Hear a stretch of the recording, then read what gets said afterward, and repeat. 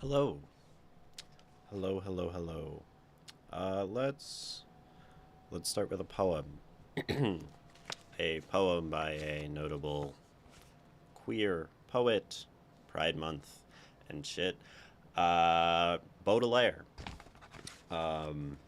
This poem is called Cupid and the Skull, an old lamp base. Cupid is seated on the skull of humanity.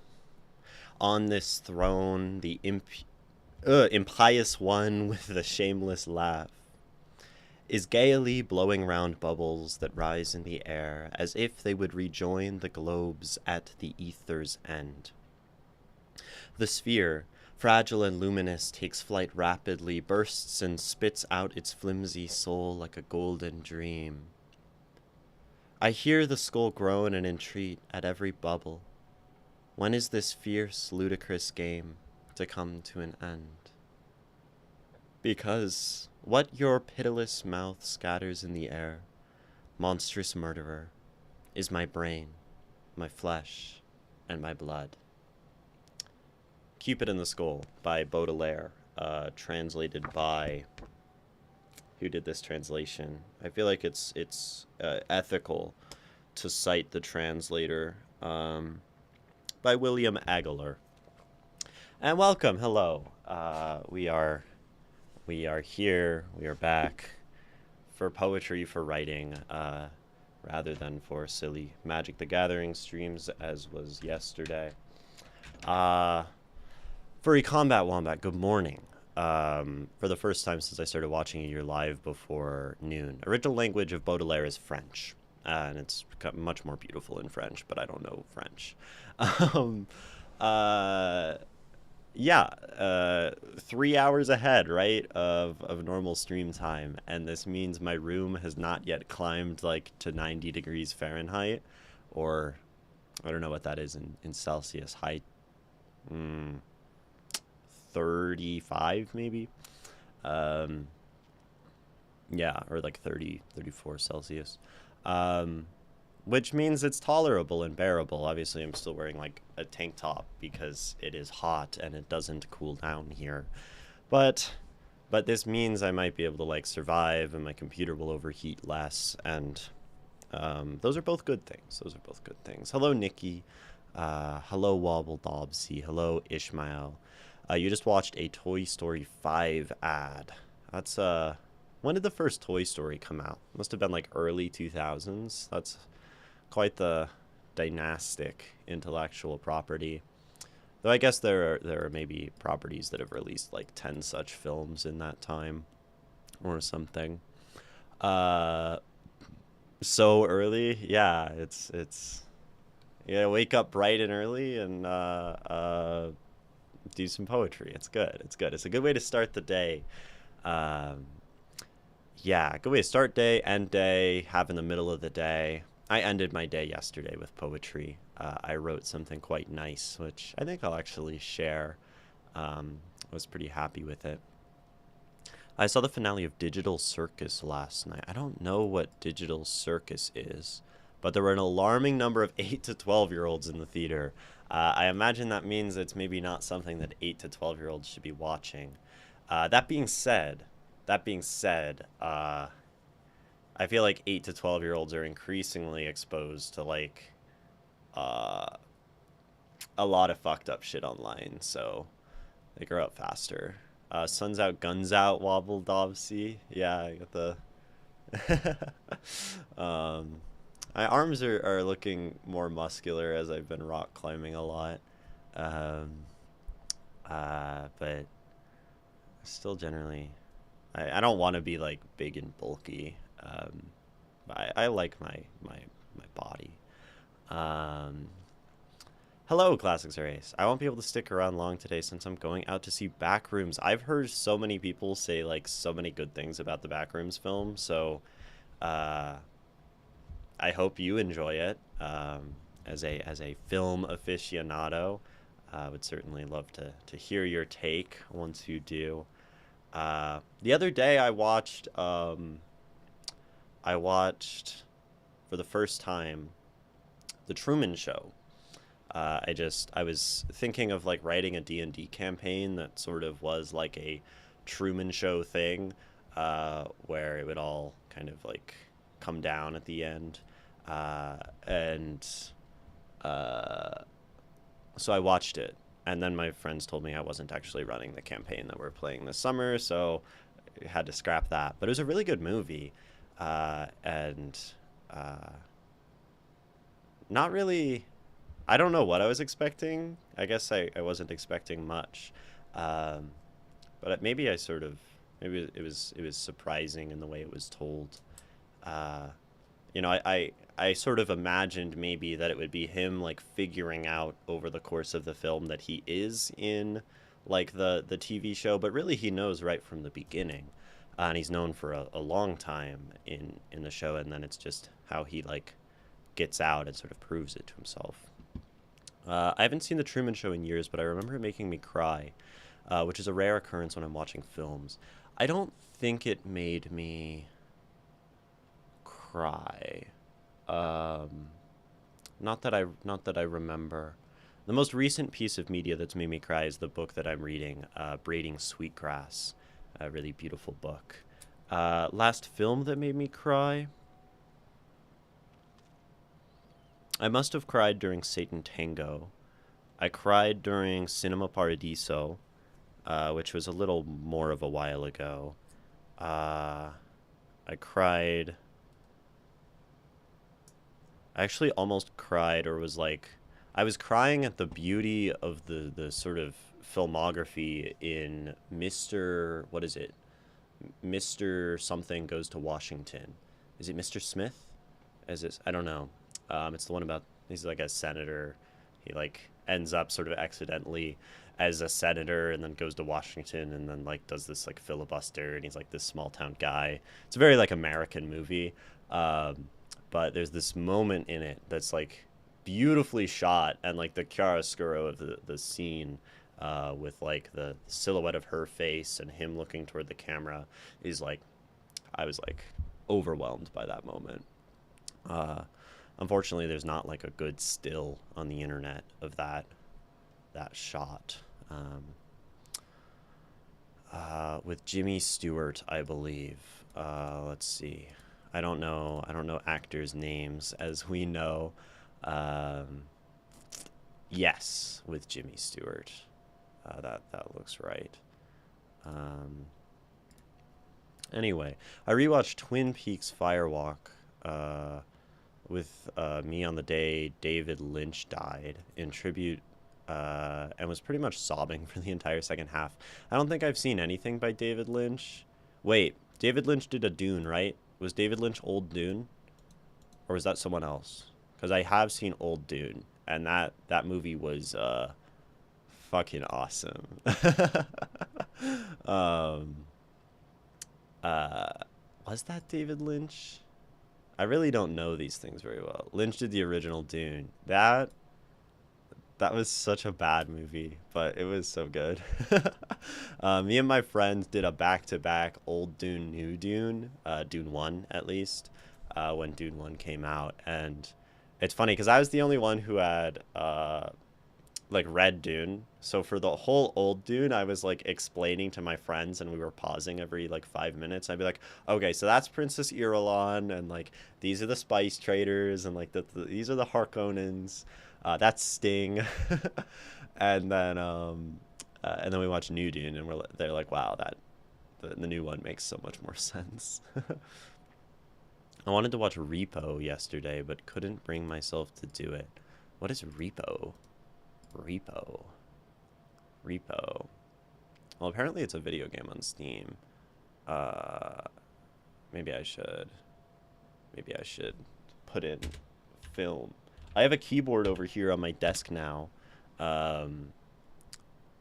Repo, the genetic opera?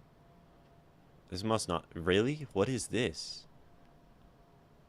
A film by Darren Lynn Bossman.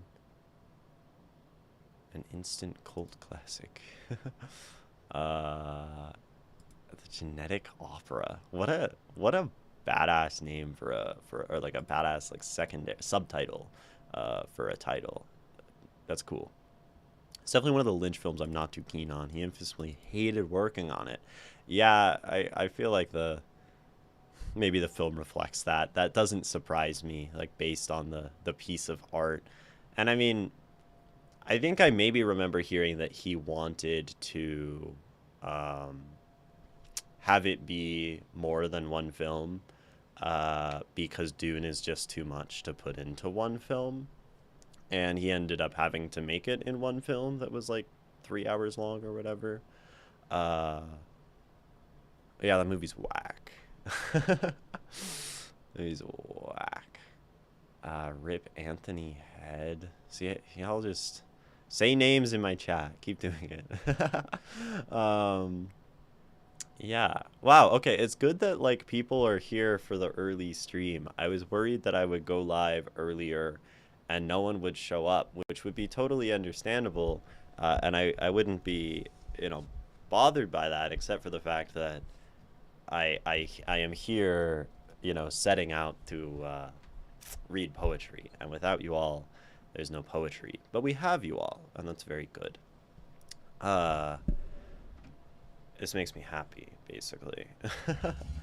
um, this casts like a weird like shadow, which is cool. Um, I have a new stream set up. Y'all might be able to tell. Maybe I mentioned it on my last stream, but piano is right here, which means I can compose at my desk, which is cool, and write music. That could be a precursor to me doing streams where I am writing ambient music as a, you know, other thing to stream besides poetry. However, running Ableton with OBS might crash my computer, so it's something we'll have to try out on a later date. But I guess I can also like, you know, break into song on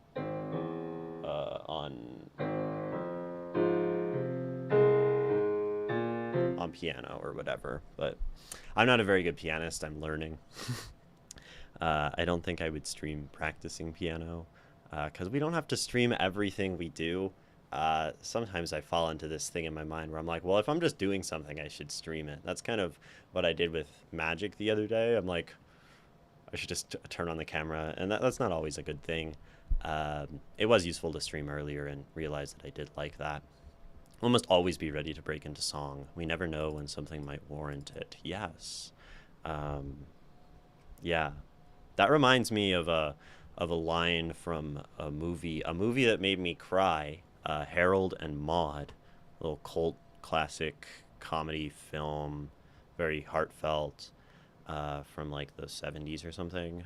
Um, this old woman, uh, you know, she's telling this. It's about this old woman and this like younger boy who's in his teens, and they go on all these escapades. Um, and she tells him that she wants to play music and make music together, and he's like, well, I don't know how to play music, and she's like, you have to make music, it's the rhythm of life or something like that. And it's just such a sweet moment. I'm quite prone to it even in public. It's so embarrassing. No, that's badass. I feel like I feel like if I ever am in public and I see someone uh like dancing or singing or doing something expressive on their lonesome, I think that person is the coolest person in the room. And maybe that's because, you know, I'm a poet and I exist in appreciation of art and expression or something. I mean, that, right? Beauty in the world. Um, but like, it's so confident, I think, to do something like that. The other day, I was in the park. I was slacklining, and I see this person who was doing some kind of dancing. They were like listening to music.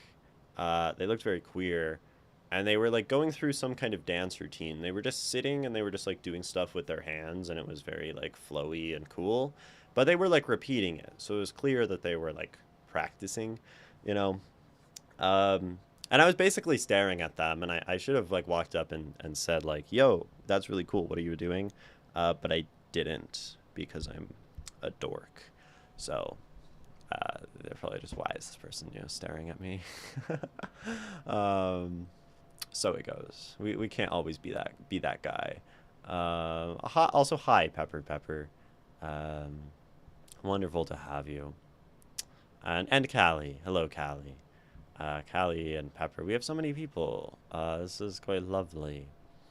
Um, I say we should break into poetry, break into reading some stuff. Is live action Avatar worth watching? Oh, like wait.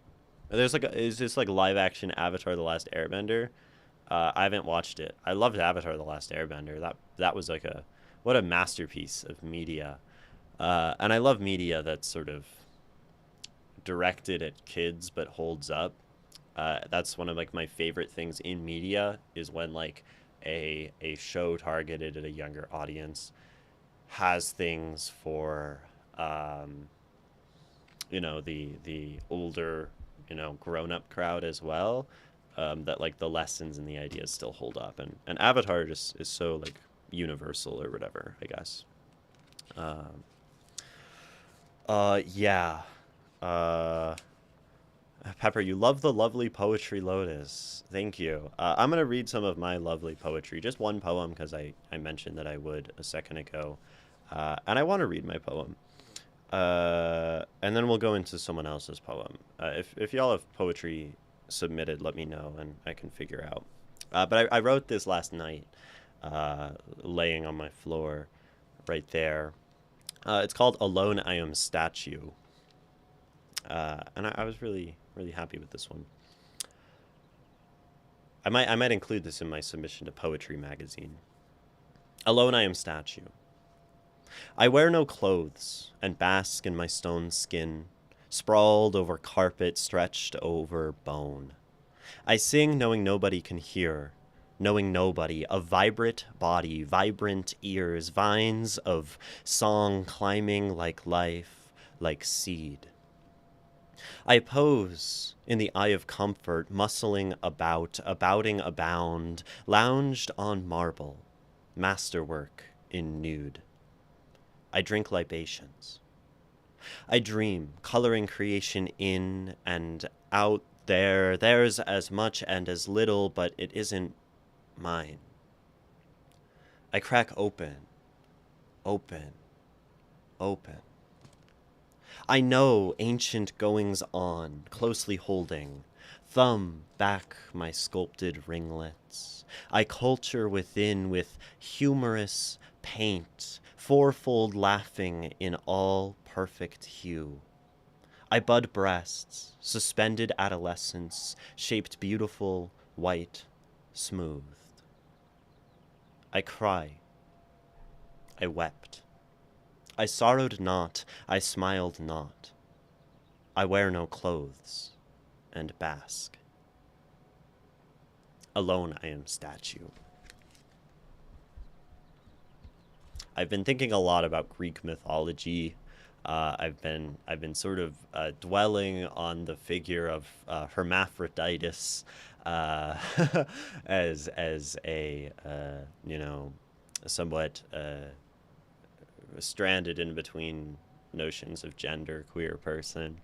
Um, and I was looking at one of my friends I was talking to the other day, and I was looking at some Greek paintings because of that, or paintings of Greek myth, not Greek paintings. But then I was looking at statues and some other figures, and yeah. Are you gonna put the words on camera? It helps my comprehension. I wrote it by hand, so it's not very legible. um, but let's see. This is gonna be a black screen. I have to. Uh, is my webcam not connected? Yeah, I should probably plug that in. Oh, that means I can't use my keyboard. Right, I need another USB port. Okay. Hold on. Let me go back to here. You really, really, really cool. To not have the camera plugged in. This is the mouse. This is the keyboard? Question mark. I'll keep the mouse. Okay. Still gonna be a black screen for a second. No, I have to set this up anyway because if I'm streaming the poems, then I need to have the webcam going, right? Move that. Beautiful wood desk.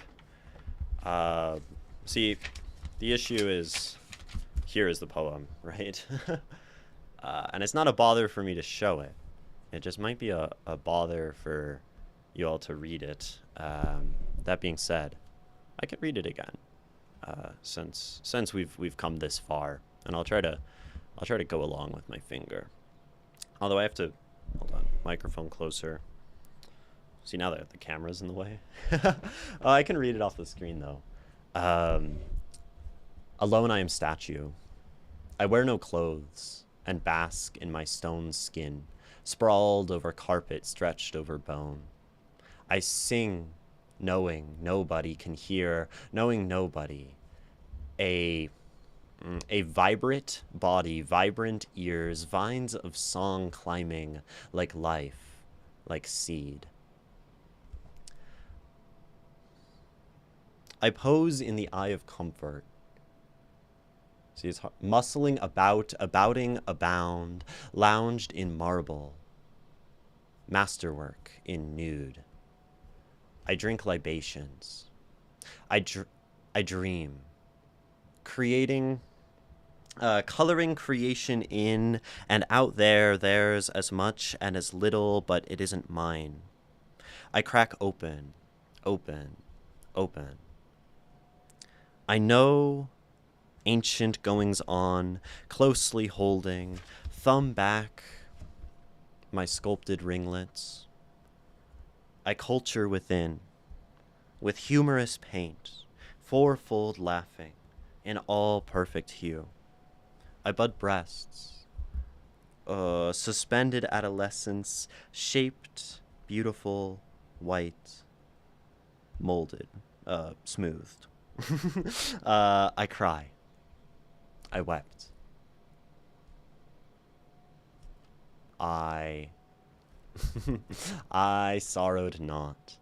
I smiled not. I wear no clothes and bask. That was a struggle, but we made it. Alone I am statue for the second time. Yeah, and it was probably kind of blurry, but we do our best. I have another poem and my short story in there. My short story I converted into images as well. Okay, that's badass and super helpful. I like that. I'm considering submitting some poems to Poetry Magazine myself. I haven't yet written anything new, but I have a lot of ideas right now. Awesome. I believe their submission deadline is in, I believe it's June 15th. So you have a couple more weeks, and I thought I had my submission all sorted out, right? And then I wrote this poem, and I quite like it. So then now I have a new poem, right, to add to my submission, which is kind of fortuitous because I had prepared my submission before with only 5 poems, and the maximum number you can send to them is 6. So now I have a 6th poem to send off for rejection. Let me wipe this off slightly. And okay, so we have your stuff, your stuff, your stuff, your stuff, your stuff, Furry Combat Wombat, short story and a poem. We read Nikki's short story pretty recently. Does anyone else have anything submitted? Ray has a lot, but Ray isn't here. Oh, Liam, you have Ode to a Poet, right? Maybe that's what we would do. Let's see, because we read chapter 2. We've read, oh, you have a semester with Professor Treport. That is your, that looks to be your short story. Is it complete?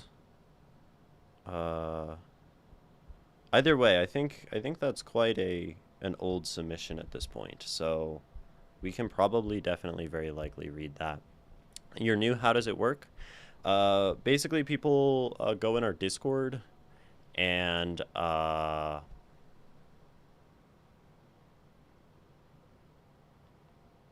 can submit poetry or writing, short stories, essays, poetry. You just have to join the Discord, and then you like make a post in like the submissions thing, and then eventually I'll get to it because there's quite a lot. There's many things submitted, so uh, I say this a lot, but you know, always make sure if y'all are submitting things and then you come into chat, be like, yo, I have something, because I lose them and I forget, and life is better if you tell me, basically. um, Grog here. I am with Pepper. Well, hello, Grog. Hi, welcome. I'm Imogen. We read things here: poetry, writing, prose, essays, and I talk about them, and I analyze them, and I think about them, and often scribble all over them to give my thoughts and feedback on people's work. Okay, Wombat, you have your thing as 10 screenshots, which I think it is probably easier if I just open the PDF and read it and not be able to write on your thing. I know that y'all probably like when I write. I mean, it's also kind of wide. You know what? Y'all are patient. Y'all are writers. Writers should be patient. If you're not, then I don't know. That's on you. I'm gonna put it into the thing. It's gonna take a minute to set up, but okay, it actually doesn't take that long. You took the time to do it, so I might as well also take the time to do it. That seems fair and reasonable. Since yeah, that makes sense to me. An equal sort of reciprocal affair, right? Oh, I've been here before. Come to think of it, that's badass. Welcome back. In that case, uh, always, always glad to have people return. Okay, drop in 10 screenshots. So, since this is 10 screenshots, we will see if I read the whole thing or if we sort of stop at a certain point. And hopefully your understanding of that, since we have quite the word count here. At least it's what, double spaced? What is this? Is this 12-point double spaced Times New Roman half-inch margins and an academic sort of propriety happening? This was written in a 7-week workshop in university. So maybe that explains our font choice. and there's nothing wrong with some 12-point Times New Roman. I'm more of a what's the font that I like? I forget the name of it. It's a very nice font. Oh well. Things slip the mind. That's about the story of my life. So, as we read this, right, Wombat, a semester with Professor Treport, I ask if you have any questions ahead of this, any things you'd like me to look out for, pay attention to, things that you might want critique on, any sort of questions are welcome to guide me in any particular direction, and if you have none, that is also, of course, okay. Lately, you've been favoring Courier as a font, another classic. I feel like my font of choice is like a slightly abnormal one. I just forget what font it is, really. I'm like opening my Google Drive to see. Oh, but it's not. Oh, Verdana. I like Verdana. Verdana is my favorite font. I think having a favorite font is a good thing. Mr. Ozzy Waldy, prolific poster of AI writing in my Discord server, huh? We don't really vibe with that here, sadly. Maybe it's not sad at all. I'm not mistaking you with someone else, right? It was Ozzy who was posting some LLM generated stuff. um, or we presume. Uh, yeah, but hopefully we don't have to get into that. Hopefully we can just read this story. No particular questions. Basically, what works and what doesn't. What works and what doesn't. And to know that, we have to read it to know what you're trying to say, maybe what you're going for. Um, but yeah, what works? Why is that so big? What works? What doesn't? Simple enough question. Usually enough to take us fairly far. Um, Ozzy, what was I saying? I think I banned you from my Discord server because multiple people said your writing seemed to have heavy traces of AI. Um, um, I'm willing to discuss at some point, but for right now we're reading this. Ooh, should I tap on the screen more? It's a good sound. Tap tap tap tap tap tap tap tap tap tap. Right. Um, Unless it wasn't you, Ozzy. If you're still in my Discord server, then I didn't ban you, but I banned someone, right? Um, tapping's nice. Anyway, here is a semester with Professor Treport. Many people spent the spring semester hanging out with friends and cheering for the deaths of the last snowmen. Personally, in what little free time I had, I tended to retreat to my dorm room, lamenting on my building's lack of air conditioning and the swelter. It's not as if I couldn't make friends, or that I preferred being alone. I just didn't see the point, since I'm only here for a year. I had friends back at my old college, and I still talk to them from time to time.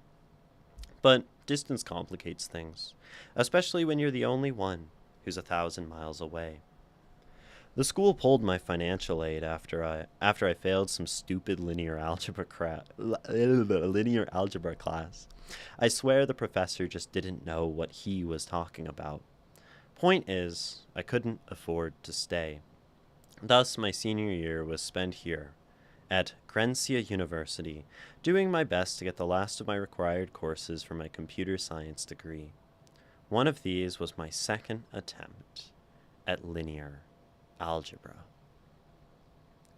I learned about as much in the first half of the semester as I did last time. Eigenvector? I hardly know her. Professor Treport seemed like any other math. I cannot. Eigenvector, I hardly know her, is crazy work. That's one of the peak joke formats, I think. Like it just never gets old.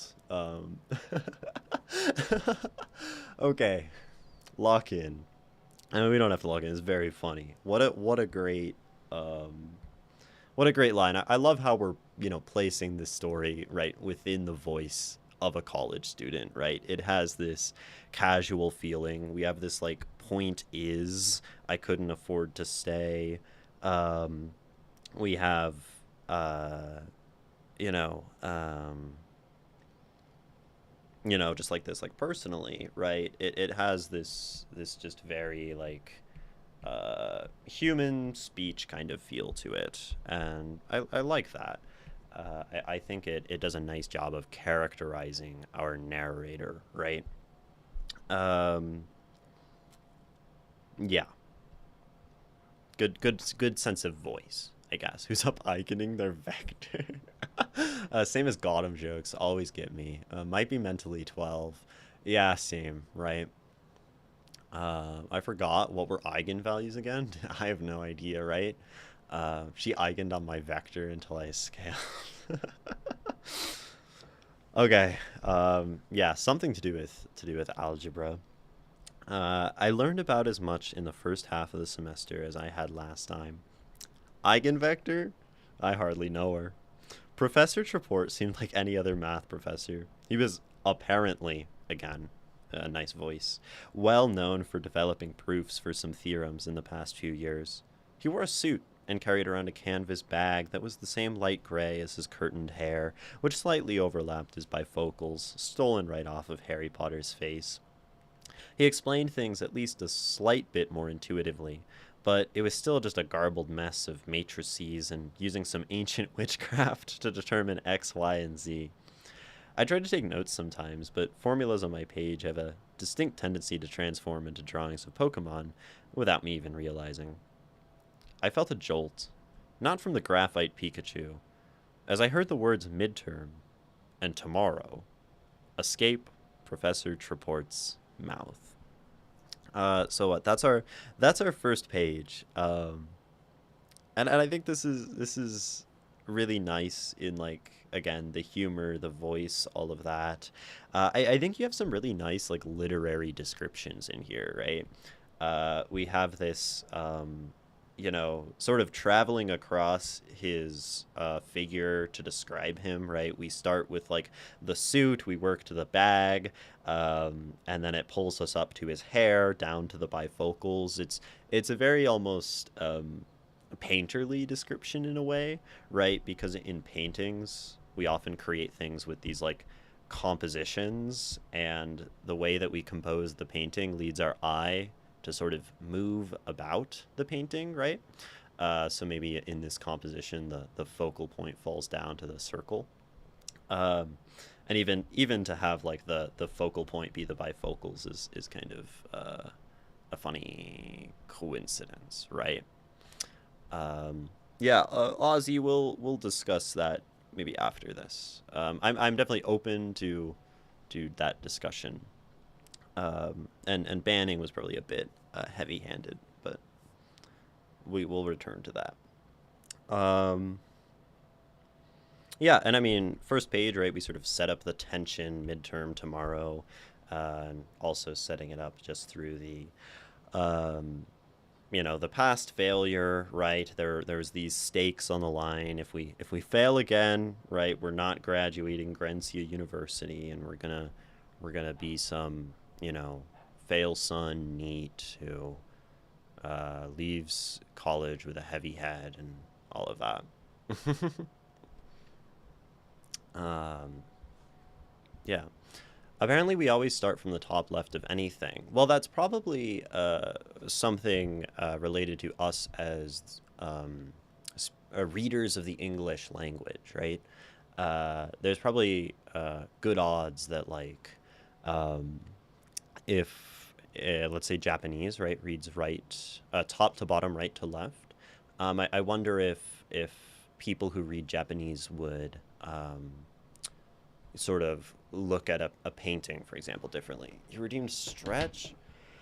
Okay, I will stand up and stretch. That's reasonable. But we will keep reading. I'll kind of stretch. Was it really time for midterms already? I was nowhere near ready.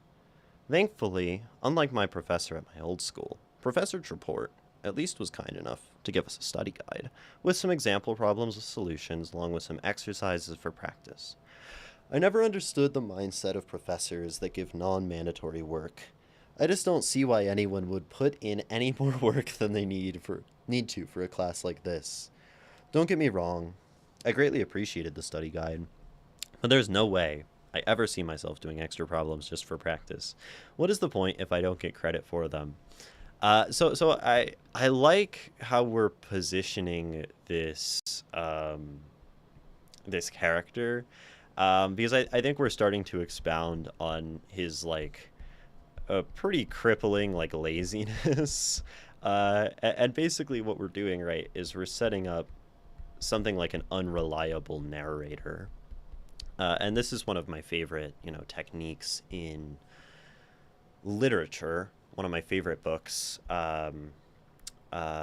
Maybe a a dubious book to have as one of your favorites. No, Nabokov, his book Lolita, an incredible example of the unreliable narrator, and an incredibly written character who is so horrible and deceptive and evil, but you're forced to read the book through his perspective, right?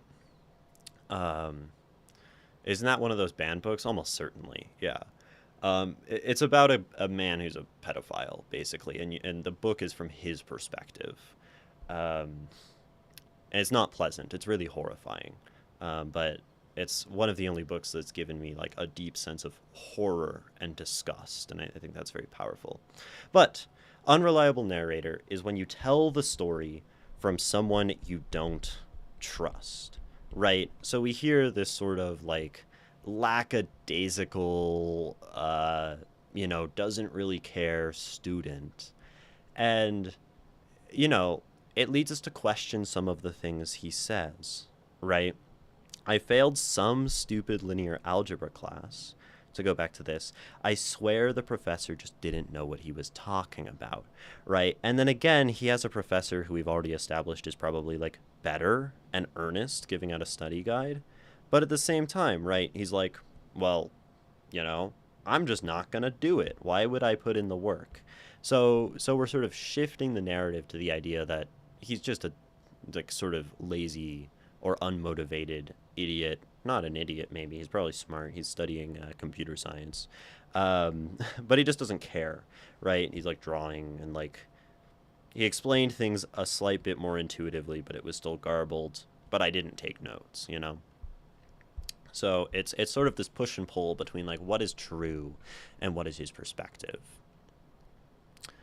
Unrelated fact: James Barrie, the guy who wrote Peter Pan, is a pedophile. There are a lot of those. It's quite sad, right? Seems like a weird time to ask anyone to collab on a poem. I'm sure there are many people who would. Um, I feel like we've not spent so much time with the narrator, but I also feel like we know their attitudes so well already. Good job. Yeah, that is a really great way to put that.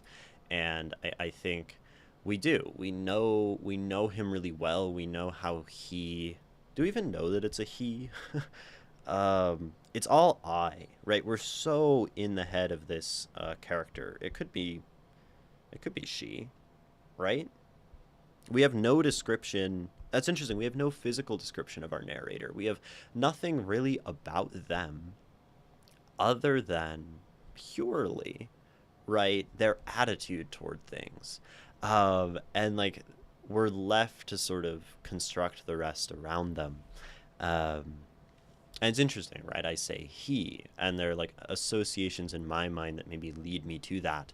In high school, uh, when I was, certainly occupying masculinity, right? This character reminds me of me then, right? His name is Will. Okay, we can use he. I don't think you need to bring it up earlier. I don't mind the vagueness of who I is, because it just feels like we're within his head. Um, it doesn't actually bother me. Hi, Lavendism. Uh, yeah, super old guy who looks and feels like a child, takes children to live and play with him together, faraway island where no adults are allowed. Yep. Maybe makes sense, right? Okay, continuing though. That night, I scanned over the study guide for about 30 seconds, if only to convince myself that I made an effort. If only to convince myself. My phone rang with the default tone. That's such a great detail, right? The default tone. Too sort of uninterested, apathetic, um,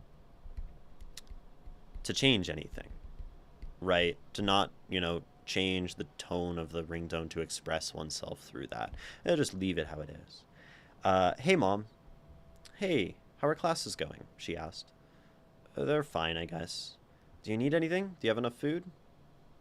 I'm fine. What are you up to? I'm studying for my Lin Alge midterm. I lied. Oh, that's great to hear. I'm really happy to see you making a real effort. A little goes a long way, you know. I'm sure you'll pass this time. I was talking to other parents at your old school, and they also say that old math teacher you had wasn't all there, you know? They say he's got tenure and just refuses to retire. But I don't want my rambling to keep you from your studies. Call me if you need anything. Love you. Bye. Love you too. Bye.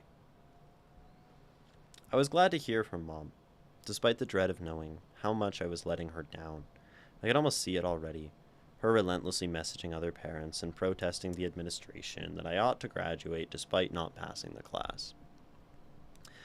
Losing her voice, screaming about how hard I work as tears flood her tomato-colored face. I could see Dad stopping her from hitting someone with her small purse. The thought was unbearable. What was I supposed to do? I simply could not understand this Matrix stuff. As I went to set my phone down, I got a storm of notifications. It's interesting how phones these days seem to know when you're looking at them. A couple of comeback notifications from old mobile games I never uninstalled. Some emails about scholarship opportunities. And then a new chapter from my favorite manga. I read the chapter, and then proceeded to spend that night watching people on YouTube react to the chapter, in addition to taking an online quiz for one of my programming classes. Data structures. Finally a topic I understood. I walked into the lecture hall for my midterm. Professor's report said it was closed notes, but there was no way I was passing like that. I sat myself in the far back, right under the cameras, a well-known blind spot. I'm not proud of this, but I spent the midterm typing questions onto the phone that rested on my leg. Once I had all the answers filled in, along with the steps, as given by the godsend of a website known as Wolfram Alpha, I discreetly slid my phone back into my pocket. I walked up to the front of the class and placed the exam on the stack of about 20. The next class, Professor Treport began speaking with his usual tone akin to a therapist. Granted, I've never been to therapy. I've only seen depictions of it on TV, with the patient lying on a couch crying, and the expressionless therapist saying, "Tell me more," with their pad and pen in hand. I like this characterization of Mr. or Professor Treport, right? This sort of therapist thing, but also just not actually knowing. I like the detail, right? Haven't actually been to a therapist. I think this past section here, like maybe it's too early to tell given pacing and stuff. Since I don't really know where the story is going. But I do think it's interesting that we spend a lot of time on this one evening, and at least I know that this is called a semester with Professor Treport, right? And we start at the end of the first semester, which makes me think that we're going to cover a whole nother semester in the next 7 pages, we'll say, right? And we've spent pretty much 3 pages on one day. I think that's interesting. I don't think that's necessarily bad. But we are zoomed in, and it's good to zoom in and zoom out. I think that could be useful. Just something I'm noticing though. I'm in this picture and I don't like it. Yeah, so am I. I was very much this way.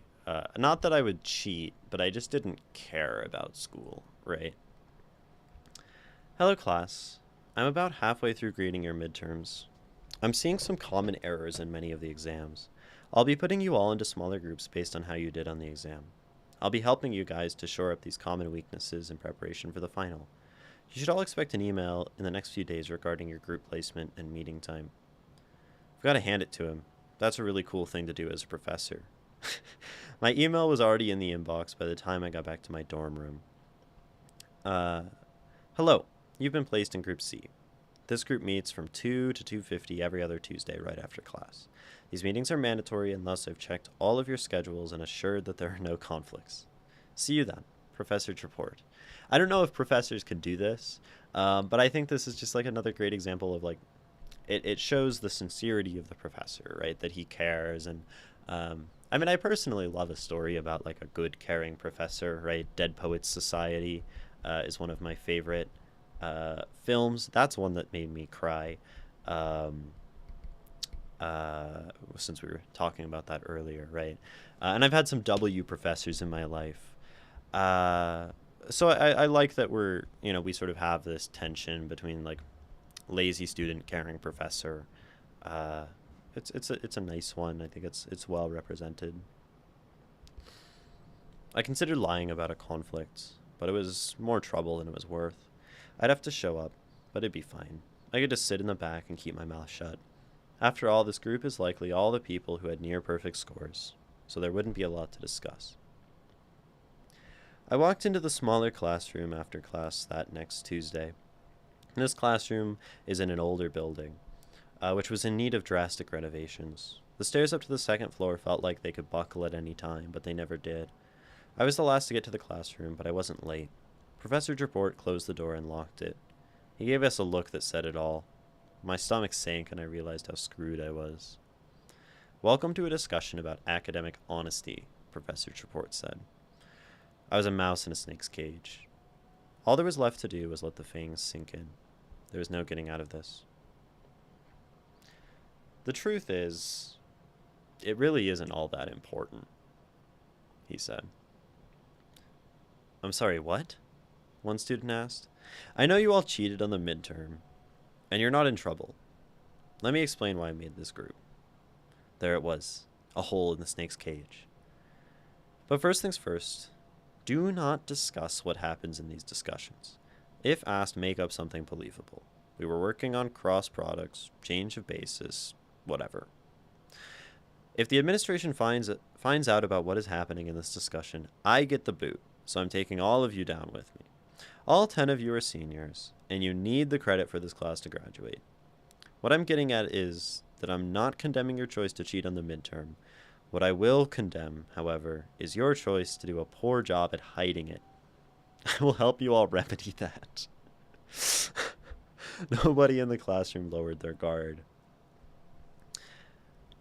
The students were disengaging, making the... I based a lot of this on the story of Good Will Hunting, despite not actually having seen that movie yet at the time. Just the vibes from the people talking about it. Gotcha.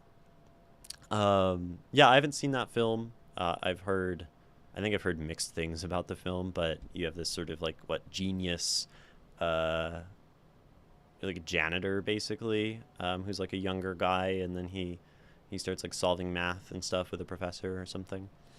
The students were disengaging, making the parasite stick to me. The parasite, not, oh, you said me too and teachers, gotcha. Yeah, that definitely does happen, where it rubs off, right? Okay, now, I am going to prove that I know what I'm talking about.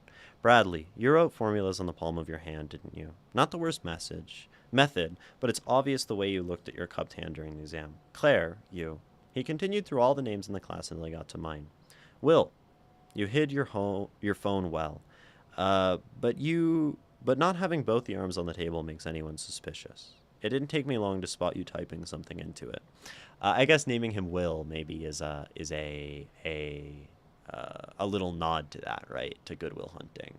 Parasite of disengagement. Yeah, I think if people broadly are disengaged, and a lot of people are in school, it can definitely rub off. When I was in college, I felt that no one cared. No one wanted to learn, and people were just there for degrees and credits and passing the class. And it made me stop wanting to learn, because it's really hard to be the one person trying to do something one way in a group of people who don't. The pit in my stomach lightened a bit.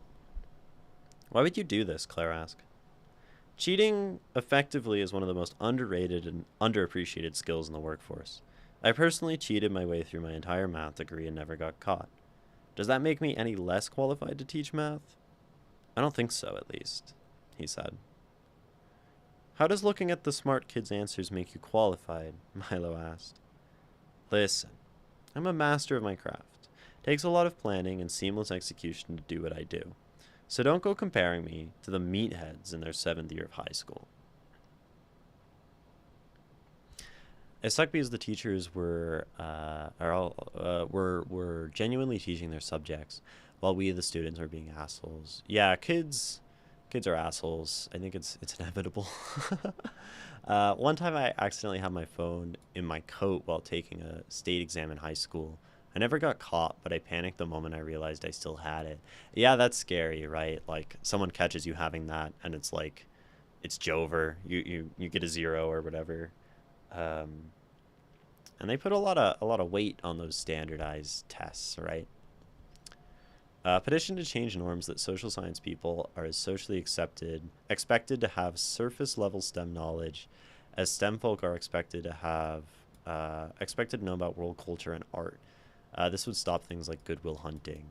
Uh, I'm not sure if STEM people are necessarily expected to have like humanities knowledge. I mean, maybe it's different in different places. Um, but like I do think more general knowledge amongst people in general would be better, right?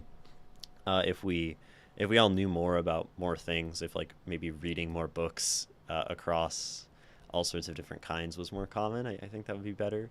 Um, I don't think it's a one-sided thing because there are definitely like the super science oriented people who just have no like regard for um, culture, like anthropological ideas, morals, and it's sort of like the cult of science in many cases. Um, it was for the SAT, so you would have been, yeah, that would have been bad. It was either an AP exam or SAT at least. Yeah, both both seem very important when you're in high school. Probably less important in reality. Um, We spent the rest of the discussion talking about the three main types of cheating: computational, which is what I did, answer copying, and then obtain and memorize cheating. This is where you get a copy of the exam early and memorize the questions and answers. At 2:50, he released us and emphasized the importance that nobody finds out about this.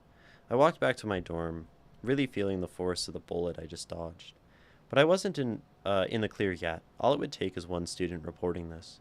Mutually assured destruction is a powerful deterrent, though, so I wasn't too worried. After all, I'd say I trust the average college student more than the average world leader. I walked into the second session 2 weeks later, the last one in the room again, but not late. Professor Report lectured that to cheat effectively, one must understand the content. Why would we cheat if we understood the content? It was the first question I had asked in any class at this school. Well, welcome to the conversation, Will. The thing is that there's a difference between understanding the content and being skilled at the content. If I ask you all what 306 squared is, I doubt any of you would be able to spit out the answer quickly, but I'm sure you all know what it means. Does that make sense? Yes, I said. Now, the reason I bring this up is because tests change. Say you get a copy of last year's final.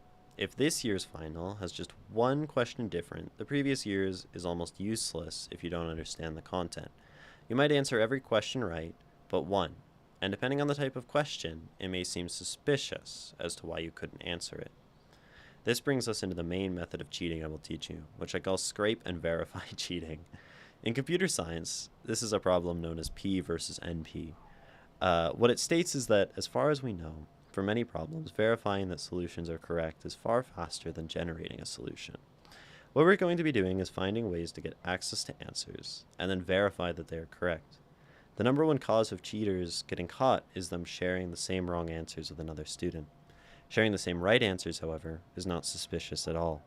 Once you verify that an answer is correct, that is when you go through the process to organically get to the answer. PNP problems mentioned, not personally familiar.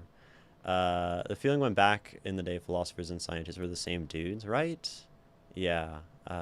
Academia is very specialized though now, and people go into these obscure, singular sort of pursuits. P versus NP was done in an episode of Elementary. Man, I'm really like the only one out of the loop here. Very programming coded, especially data structures and algorithms. Yeah, I don't know any of this, but it's okay, right? I think it gets the point across. After the class was dismissed, I caught up with Professor's report. I feel like something I maybe notice is that we get into these long dialogue sections, and we lose some of what I was like pointing out earlier, some of the comedy, the lightness. We lose some of the really nice like literary descriptions, right? And I really liked that about the opening. I really liked the joking attitude. I mean, you get some of it. There was like the world leader joke, right? But I think maybe there could be more, right? When you have a wall of dialogue coming from the teacher, right? Maybe this like PNP section literally feels like being lectured at. It's maybe a strong way to put it, right? But it's like, oh, I'm sitting through a lecture here, and I'm not sure that's not as engaging to me. From a literary perspective as the other stuff. I think you have going for you the fact that like he's teaching something that's subversive and interesting, right? So it's kind of exciting to see like how he's teaching this stuff. Um, but it is a bit like long-winded, right? But maybe this section will help. After the class was dismissed, I caught up with Professor Treport. Hey, I was just wondering. I know you explained why you would do this, but why do you do this? Why risk your job for people like me? I asked. I know what it's like to be in your shoes, to struggle, to feel cheated by the system. People who cheat, people who take shortcuts, it's not because they want to. Often it's the only route they have, lest they be left behind. My family was borderline impoverished when I was young, but I showed a lot of promise with math. But the moment I got to calculus, all that shattered. So, in order to not disappoint my parents, who had invested what little they had in me, I made sure that I graduated, no matter what it would take.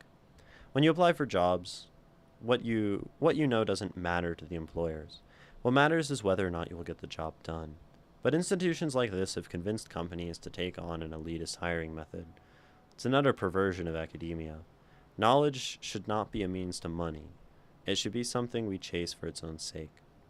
Case in point, the system is built on competition. You have to be the best or you lose. And that is not fair, because not everyone can be the best. I'm trying to give people a chance to gain the respect we deserve. I thanked him for his answer. I wonder, in a similar way, right? So this is another one of those blocks. I wonder if this could like play out more as like a dynamic kind of conversation. Maybe they like go to his office and you get to like describe the surroundings, and then we learn something about Treport with your very vivid, nice descriptions, right? So we like go to his office, we sit down, and then we have like a back and forth actual dialogue, as opposed to this sort of like, block. It might help, right? Because it keeps things flowing back and forth. It keeps the tension. We sort of have this process of unfolding, rather than just like almost a lore dump kind of situation, maybe.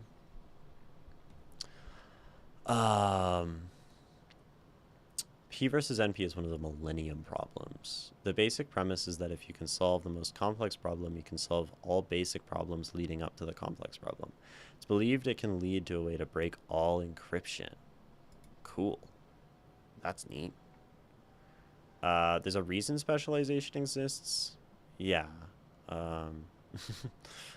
Loki, not a big fan of it. You see the way the method works today in Iran. Mullah with thesis on Hegelian ethics on Islamic economics being put into the charge of genetic analysis on nationwide cancer research would be a realistic description of the average Iranian politician.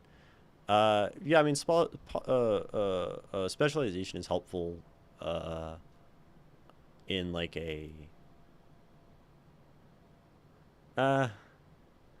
it's good for technology. It's good for science and capital, is my thought. All opinions / thoughts are solicited in chat. Is it the appropriate time to give unsolicited?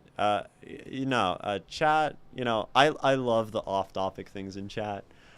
And it's sort of on topic, right? We briefly mentioned like specialization in academia.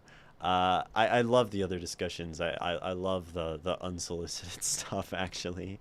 Um, uh, I meant opinions on the writing. Um, oh, is it appropriate? I thought you were like pointing toward Ishmael's. Yeah, no, you can give your thoughts and opinions. Absolutely. It is always welcome for chat to provide thoughts, provide things they like, don't like, support, critique, all of that. Um, uh, I think that that's like generally the default. I appreciate you asking though, right? There are probably some people who don't want it, but I would say unless otherwise stated. And maybe I should ask at the beginning of when I read pieces. I think that's something I used to add in that list of questions is, are you okay with chat giving feedback? And I just sort of assume that it's the default. So I appreciate you asking, right? Um, Unrelated to the writing on screen, but related to my own writing. I'm struggling to decide on the main POV for my murder mystery story. It's going to swap between the two protagonists, but I want a primary. Imogen doesn't have to help me. Imogen is busy. um, you know, try both. I think you can always try writing a scene from both characters, the same scene from both characters' perspective. Then you can see what you prefer. That's maybe an exercise that'll waste some of your time and teach you something, which means it won't be a waste. I thanked him for his answer and walked back to my dorm, wiping 2 or 3 tears from my eyes in the process. I've never been the type to cry, and I wasn't going to start now. I decided to try implementing some of these new tools in my homework. It didn't really take that long to get a hang of the whole scrape and verify strategy. After taking a quick photo of my roommate's copy of the worksheet, he never procrastinates, I got to work verifying the answers. 2 of them were wrong, and I had to use Wolfram Alpha again.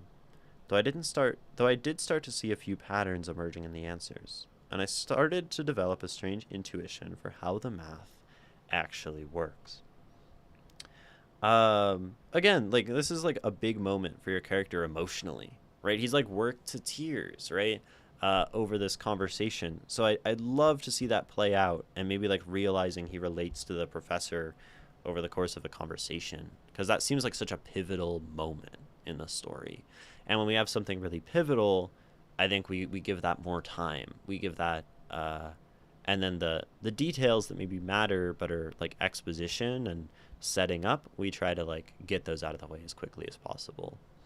And maybe that's like my philosophy on writing. And I'm, still learning how to talk about prose, and I don't write it that much, but yeah. Okay, because I'm enjoying it, but I did feel a bit jarring how well the narrator was set up as a lazy coasting student, and then immediately after one session to start questioning the free ride they just got, looking the gift horse in the mouth, so to speak. The character development feels a bit rushed from my perspective. Yeah, I think that makes sense. Uh, that we could, and maybe it would help to, within the story, right? We have the dialogue that kind of plays out, the sessions play out, and we don't get so much of the internal thoughts and like the lazy coasting persona of our main character. But if we watched his mind sort of change and his thoughts and his questioning um, throughout that process in the same sort of really strong voice we have at the beginning, that might be really nice. How long ago did you write this, Wombat? Just curious. Well, I know you said you did it for school.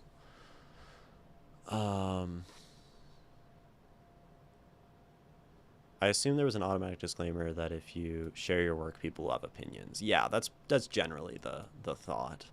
Um, yeah. This would have been about 3 years ago. Okay. Yeah, I feel like reading your poetry, right? Your writing has probably developed a lot from then. But then again, poetry and prose are very different muscles. Um, And it's good to look at old work sometime. It can show us something and it can help us reflect. And I think that's good. So I'm glad you're sharing this one. 2 weeks later, I walked into the classroom for a session before finals. Strangely, I was the second one through the door, behind Professor Treport. I like this. I like this strangely. Um, Almost as though, in this way of the strange intuition, I mean, your call if you like strange and back to back sentences, but it's almost like this change that he's not noticing, this change that's almost like subconscious, where like, oh, he shows up early and didn't even realize it because there's some like desire to be there. uh I think that's a cool thing to nod to, maybe. um yeah, but I think that is more effective the more we dig into like the change of psyche and the crying from before.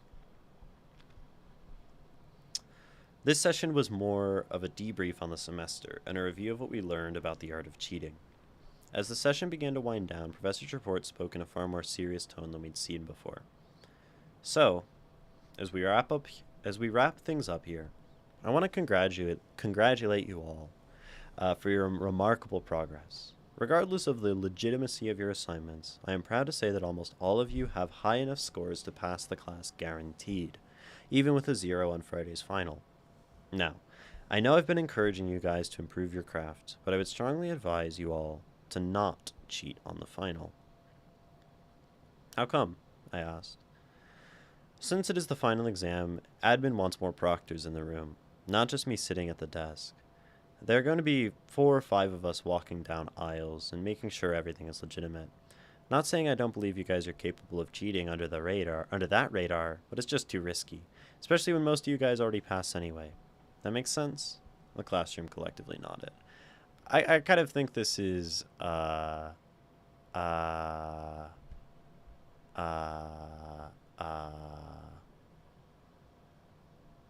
I think this is cool. Um, like the move you've sort of done, right? Is uh, like he taught them something while under the guise of teaching them to do something else, right? Teaching them to cheat and really ending up kind of teaching them math, uh, is a very, wonderful, clever teacherly thing to do. Um, so yeah, I was one of the people still on the hook for the final. If I didn't take it, I'd wind up with a 67 in the class, and thus would not graduate. After some index card calculations, I determined I would need a 12 to pass, 52 to get a B, 92 to get an A. I did not like my chances without cheating, but I did not like my chances without cheating. Needs a 12 to pass. It's kind of funny. But if I were caught, I wouldn't know how to tell my mom. I just had to answer 3 questions right on the test to get a passing score of 15. I spent that night reviewing how to calculate determinants, cross-multiply vectors. At least 2 hours of 3 blue 1 brown videos flooded into my brain. I like the sort of modern cultural references. I love 3 blue 1 brown. It's a great YouTube channel. Um, this is sort of returning, right, to our like colloquial, kind of funny voice from before, and I like this. As I tried to soak in as much as I could. My notebook filled up with equations and diagram, and still several Pokemon. I like this, right? It's still him, but I'll, I'll take, I'll take a potato chip and eat it. I shouted to myself, mimicking a scene from my favorite anime, as I ate from the Lay's branded yellow bag of air. So, Death Note reference. Um, Great scene. Yeah, I like this, right? We keep the character, we keep the person, even though things about them have changed, right? It's not a complete overhaul of character, and that's nice. That's more realistic, right? I woke up after 3 alarms, tried and failed. 1 hour before the final, I showered, dressed, and walked to Dunkin'. Could I please have a glazed donut and a large hot whole milk latte with 2 caramel, 2 French vanilla, and an extra turbo shot? I was gonna need all the energy I could get. And after drinking that full latte in less than 10 minutes, I was ready to kick ass. I left like this is such great writing of the character. I was ready to kick ass, you know. We just lose it in the middle of the piece. I left the cafe and took a confident walk to the lecture hall. The final exam was difficult, especially with the pressure of several exam proctors looking over our shoulders. They looked like they were happier to be here than they should have. One kid sneezed. Nobody said, "God bless you." 5 minutes left, Professor Treport announced. I only had one question left. It was a good thing that I actually understood what an eigenvector was now. I like that specific callback because the joke was so funny at the beginning, right? Lay's product placement, SMH my head, and all authors selling out. Yeah, sell out. uh, capitalist shill. I finished my exam and it turned into the front, shooting Professor Treport a nod. He nodded back. I had done it. I was sure that I got at least 4 of the questions right. I was going to graduate. I got back to my dorm room. I saw a notification in my inbox. IBM looked at the resume I sent them and wanted to interview me for an entry-level position. Yes, I shouted at the top of my lungs. Everything was great. A few minutes later, my RA knocked on my door and bluntly reminded me that quiet hours were still in effect. A few days later, as I was leaving to go to marching practice, Professor Treport hailed me over to him. His eyes stared into the back of my skull. Oh crap, I failed, didn't I? Did you cheat on the final? He asked. No, I didn't put my name in the goblet of fire. I'm serious. Did you cheat? Of course not. I didn't cheat on the final. But does that mean I passed? You did very well. How well? My heart was racing. I passed. I was going to graduate. You got an 85. Tied for the 7th highest score in the class. An 85? How? I was amazed. You tell me, he said. That's a cute story. I really like it. Like overall, you know, the sort of development, the change, that moment at the end, and I like the arc of it and sort of the overarching structure and the path that it takes, right? And the big thing for me is like sort of the slump in the middle, was I think like the struggle, right? You ask what works, what doesn't. And someone was talking about character development in chat, right? And they were, yeah, character development's a bit fast. And I think one way to think about character development, which you sort of show us at the end, is that even when someone changes, right, change is always gradual, and that person is still the same person, right? And, you know, he still draws Pokemon. He still references anime like he's reading manga at the beginning, right? He's still sort of joking, right? Even though, no, I didn't put my name in the goblet of fire, right? I like how we're kind of actually calling back to each of the things. We call back to Harry Potter at the beginning. We call back to the anime slash manga, right? And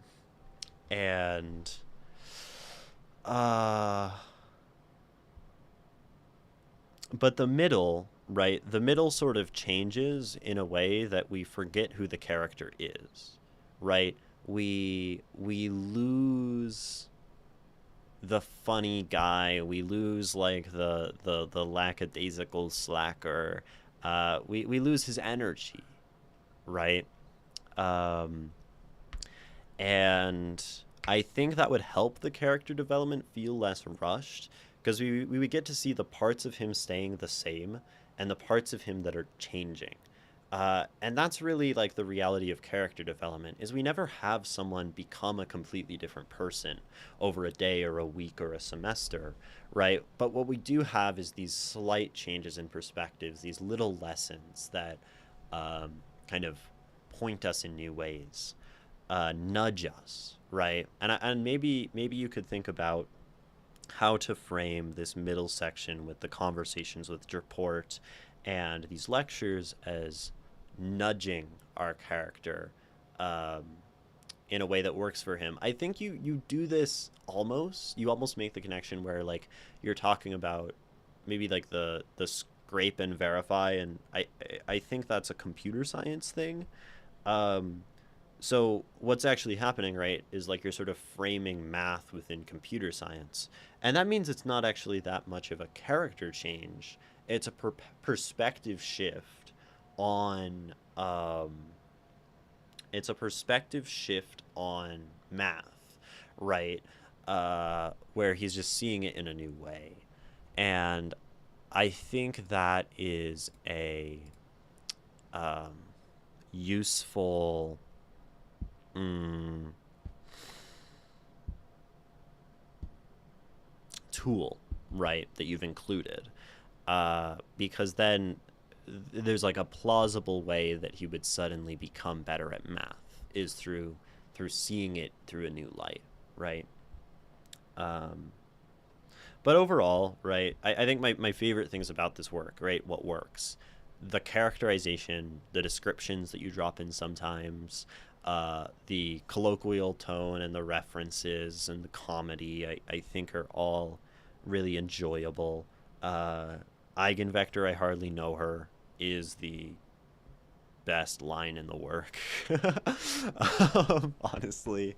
Um, so, yeah. Yeah. Any other questions from you, Wombat, or questions from chat for Wombat, or questions from chat for me, uh, or that kind of thing? All, all valid. Any questions, comments, and stuff. I came in halfway through this, and this guy figured out the exact points he needed for each passing grade. At some point, the boundaries in between grades, and is shocked to have passed. The kid's smart. I did this as a high schooler in all of my classes. Um, I would figure out the passing grade that I needed, and like whether I had to take exams. Now, I was also just very, like, I had very good grades, and I was more interested in getting to the point where I could take a final or not take a final, choose to get a 0 on a final and still pass with an A. And there was a certain point where I had done enough, I had gotten enough, like, accrued enough extra credit points on tests that I didn't have to take the final. It was in a class I hated too. um, Weirdly enough, as I was writing this, I kind of imagined Professor's report as Jack Black plus Robin Williams plus therapist. I mean, yeah, Robin Williams is a professor, a doctor, Keating, Dr. Keating, right, in Dead Poets Society. So maybe that makes sense. Uh, I don't really imagine, so I didn't imagine them as anything really. Um, yeah. Okay. Seems like no other questions, no other thoughts. Uh, so thank you for sending this. I'm obviously not going to read the whole thing again, but thank you for submitting. You all sending your work uh, makes this stream possible, and I read all of your things with the deepest gratitude, um, and I'm just glad I could help, because getting better at things is sometimes hard to do on one's lonesome. Okay, so there's going to be an ad soon, but we can probably decide what we're reading next. And Ozzy, so obviously I banned you from the Discord server. We talked about that. I also have never actually explicitly stated a rule that like AI work is not allowed, right? I've talked about how I don't like AI use in writing. But that's probably enough of a reason to unban you, is that it was never really stated. Um, and I just sort of banned you without any discussion, and that seems unkind. So I'm gonna figure out how to undo that. right? And then you can rejoin the Discord. Um, but I will say, going forward, how do I find people I've banned? um, Going forward, AI use is certainly not allowed. Okay, you're unbanned. Um, we could we could put you back in. Um, and I would say that submission. I need to add this to rules later. I'll do this later. Um, but going forward, the submission of work that uses artificial intelligence or large language models to edit, create, or anything, um, I'm not interested in reading. So we'll say it's not allowed, right? Um, and that's in any part of the process, right? And I hope that is uh, respected, right? Um, I don't know if people want to try to sneak things by me. Maybe that's a fun game. uh, See if I can notice. But and then also in any sort of self promo, because that's where you were promoting. I think the work that people told me was AI. Um, in any sort of self promo, also no art of any kind, no work of any kind should be promoted that's AI. So that means AI covers to books. That means AI writing. That means AI music, whatever. Because I think it's bad. um, but uh, you may come back into the Discord. If you do it again, I'll probably ban you again. Um, so we know I can. But it sounds like your courtroom drama, which is what you would like me to read. Um, I think you said doesn't make use of AI. Is what I understand. One fascinating thing I learned a while back. Apparently, the names Kale and Ilara are way more common in AI generated text. Those sound like, is that like just generally or like an AI like fantasy writing? Because those sound very like fantasy like names. Uh, but I like those names.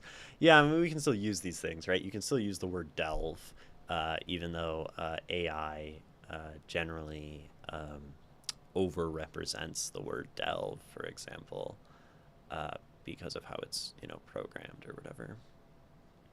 And maybe it doesn't anymore. I'm not sure. Yeah, the M dash or it's not this, it's this, right, or something. Every week I get told a new thing I love is evidence. Yeah, I mean, I think if we write and we write humanly and we write from ourself and our soul, we'll have no problem, right? Uh, and yeah, it's just whatever, right? You sent it, Aussie. Cool. Case 1, 3,000 plus words. Gotcha. And to be clear, no AI has been used in this work. This is the same one you sent a while ago, right? I think you sent 11 days ago. No novel title, courtroom drama, case 1, 3,750 words. Is that the same thing you sent then, or has it been edited at all? Same thing? Okay. Not confident AI could come up with good metaphors. Yeah, probably. Something I noticed, something I've been thinking about a lot in my poetry is verbs. Because I've been reading a poet who uses very good verbs named W.S.D. Piero. But in my poem I read earlier, right, I said, I pose in the eye of comfort, muscling about. And I think to use verbs in this way, or who sent a poem the other day? Was it you, Wombat? The Night Skies one, where you say the plain horizons or something. I think creative uses of tense and using words in improper ways is a very strong way to project humanity in your writing. Not that we should necessarily, I think, be like trying to make our work more human. I think we should just express ourselves, or should is whatever, right? We can do whatever we want, and maybe people like that, right? But I don't think it's necessary to try to be human, because then you're writing as a reaction to this other thing, and you know I mean, that can be a great way to make art. That's how a lot of artistic movements happen, right? They happen as reactions to new social conditions. And it would actually be interesting if we see like a movement of art in our modern time that is specifically trying to be as human as possible and create art that is very intentionally flawed or breaking as many rules as possible, to project humanity. That would be kind of cool, right? Be like a cat, do what you want. That's a that's a beautiful way to go about it, I think. Um, be like a wind chime. That's something I was talking about with my friend the other day. Wind chimes and how they just naturally create music, based on the wind. Hello, Asher. Welcome. Uh, yeah, I presume you like the earlier stream time being on the other side of the ocean. Um, but glad you just joined in, because it's time for us to take a break. So now that you just joined Arson Asher, I encourage you to stand up, stretch, look away from the screen, take a mental break, drink some water. I'm going to get a snack. And we'll be back in a few minutes to read either, um, I don't know, either Ozzy or I don't know who else. I think Wobble Dobbsy, you just submitted something. We could maybe do that afterward. I like to prioritize the new people, but Ozzy is also never. We haven't read any of their stuff, and they submitted it like a week and change ago. So, um, yeah. Trying to procrastinate. Excellent. Well, you can procrastinate with this beautiful music.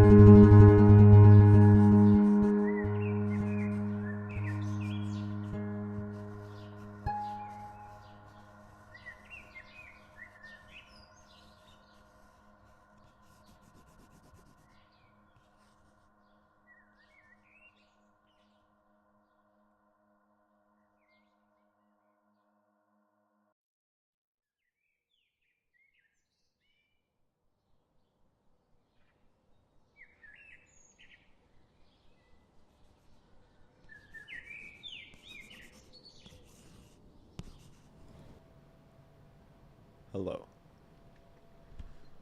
We're back. We are back in business. And we're gonna read more writing, poetry, that kind of stuff. And because that's what we do, and that's how it is. But before that, oh yeah, I mainly write fanfics. Are fanfics allowed to be analyzed here? Fanfics are absolutely allowed to be sent, and I would totally love to read fanfiction, actually. I haven't read that much in my life, and I feel like that's just like a form of writing that I would like to expose myself to more. So, absolutely welcome. Yeah.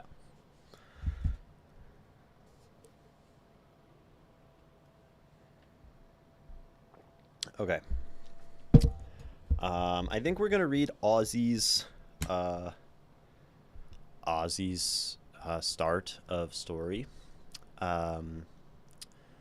And I just put it into an AI detector and it's 0%, so that's good. I'm definitely not going to do that with everything, but I figure worth checking, because I don't trust the world. What are you trying to procrastinate, Asher? Isn't school like over? Is it summer? Do you still have school? Uh, or is there like something else being procrastinated? Now this one is a lot of pages and hasn't necessarily been sent to me in a way that's easy for me to drop into the scribbling on program. So we're not gonna write on this one. So the for future, I've never really said this explicitly, but I think the best way to send me stuff, especially if you want me to write on it, is to send images. And I haven't actually stated this directly before, because usually I would just screenshot poems because they're like short, right? So I could just do a single screenshot. But I'm not basically going to go through and like screenshot every page of this file. Now there's a question of like maybe I'm able to like open the PDF in OneNote, in which case maybe I would be able to scribble on it, but I haven't tried that before. So I can see if it opens, and then if it does, then I can write on it, and that's super cool. Case one. But I put it in and then it looks like this, and it doesn't actually preview. So, and then if I hit preview, it just opens back to the same page that I can't write on. Yeah.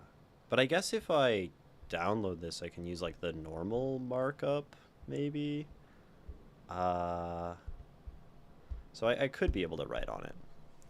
A file of images. So the easiest way, which is like inconvenient for y'all, which is why you don't have to do it, is what, not that, is what Furry Combat Wombat did, which was send me a bunch of images of each page, basically, right?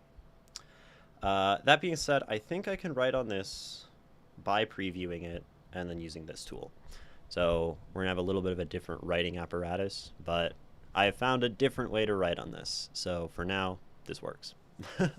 And there is no need to change anything because we're just gonna do it different. And that's cool. Yeah. So, disclaimer, the author doesn't know anything about any laws of countries mentioned in the novel. He's an Ace Attorney fan and desired to put a spin on his own work. If you find any legal mistakes, flame his dumb ass. Well, I am not a lawyer. I am a poet and writer and reader of poetry and writing. Maybe someday people will start sending me legal documents to react to on stream, at which point I might gain more knowledge. But for now, you don't need to send images, Ozzy. We have it in a functional format. But next time is nice. Um, Chat, is this even legal? Um, but yeah, people are definitely, if people have law knowledge, definitely feel free to flame this, since it's been encouraged, but I don't. I did mock trial for 1 year in, I think it was like 8th grade or freshman year of high school. Might have been 8th grade. I kind of liked it. I really dug mock trial. Um, Even though I was a very quiet kid, I got to sort of like prepare the things I was going to say, and that was a much more comfortable thing. There were a lot of things as a child pointing me toward the idea that I might be a writer, and I ignored them and played music. And now also a musician, but I think I'm more of a writer. I tried to send, but wrong format, and ran away. I'm practicing Discord now. I heard someone call it Dicksword, and I like that. Yeah, Discord's pretty mid, but it's what we use, and it's the best we've got, until proven otherwise. I hate their file size limits, though. Discord's pretty shitty. Okay, Aussie. Beyond the legal disclaimer, do you have any things you would like me to specifically look out for? Any questions you have?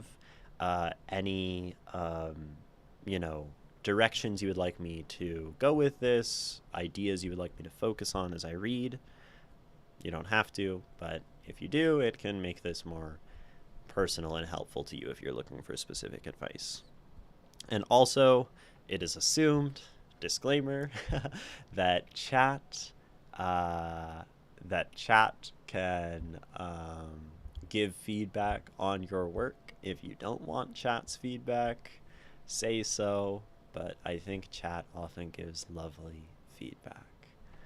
Um, and once you tell me that you have questions or you don't have questions, we will go into case one, abandonment.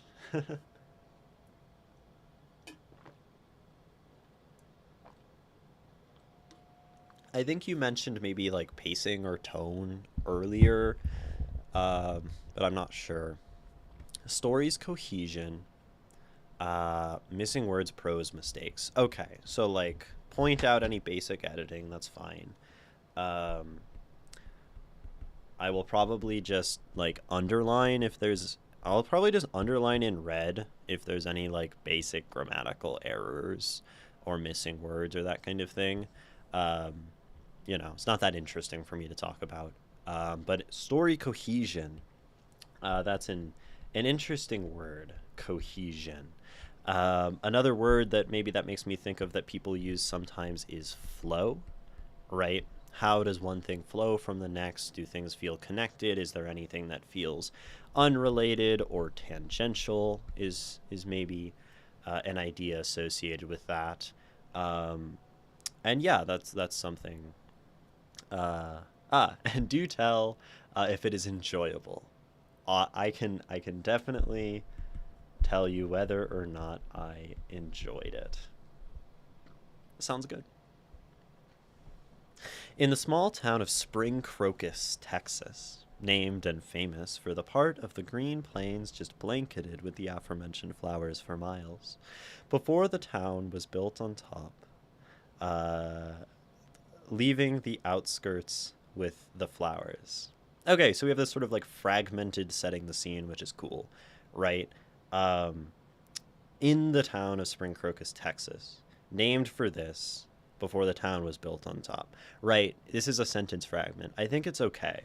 It almost says like, here is the setting for, everything that is to come, right? In the town of Spring Crocus. I think this could actually be a very cool way to sort of maybe like introduce all of your chapters if the cases are in different places, right? Um, a colon here might be cool. I don't know. That's what I would do, but just a little thing. Ding, ding. Oh, Church bell. Ding, ding, ding. The church's copper bell rung, as it always did hourly, this time signaling 1 p.m. A cop car slowed to a halt before porcelain white quartz bricked building. Halt before the porcelain white, right? Quartz bricked building. Its roof triangular with tile seams filled with moss from the rain every 2 weeks. A toned build cop. I think you might do like a cop with a toned build, or a toned cop. You could just cut build. Exited his cruiser, walking around the car to the other side for the passenger door. Opening the door, he grabbed the young man in his early 20s by the collar and tossed him to two able-bodied men, an African-American and Texan man in blue-colored police uniforms, court bailiffs. The young man, in striped polo shirt, it's not wrong. In striped polo shirt and shorts, brown unkempt hair, staggered to the court bailiff's arms. Tears rolled down his face as it had been for hours. Snot rolled out his nose to his upper left, as it had been for hours. I kind of like this, as it had been for hours, as it had been for hours. He's been crying, he's been miserable, he's been a mess. The bailiffs dragged the young man up the stairs and inside the court building. Details of the vintage decorated hallway were irrelevant. All that mattered to him was his betrayal. He couldn't remember in this adrenaline-spiking moment what had led to his present circumstance, only the echoes of the past. He has a gun in his hand. He killed my mademoiselle. Hold him. I just saw the cop car pass the cafe. I didn't do it. I swear, the young man cried to the echoes, shaking his head profusely. Silence, murderer, said the Texan bailiff, holding the right arm. We don't give a shit. Shut up, chimed the other bailiff through gritted teeth. But the young man's head hung low. I didn't do it. I love how we have this, mixing of the present and the past. I think that's a cool technique going on, right? That we're recalling the memories of the past. And then he's like, I didn't do it, I swear. And then it's like, that's him actually crying out. A cool blending of time. Thud. The bailiff shoved the double doors opening to the courtroom. Young man's place of reckoning. Could have a the there. The young man's. The courtroom is a huge hall with 3 wooden stands. Those speaker stands with a mic in front of a huge audience. 2 stands, prosecution and defenses, faced each other with considerable distance between them. Before the double doors of the witness stand, facing the tall judge's pulpit, looking down on 3 stands. So I think this is something that a lot of people talk about in prose, is sort of like the reuse of a word over and over again, right? 3 wooden stands, speaker stands, and that's actually those, stands, stands,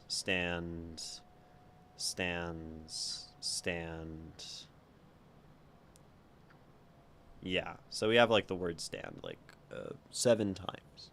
And some people probably don't like the sound of these sort of repeated words in prose, because it can just get like a little grating on the ears, I think. You often see people trying to describe things in different ways, and more so than just like a sound thing.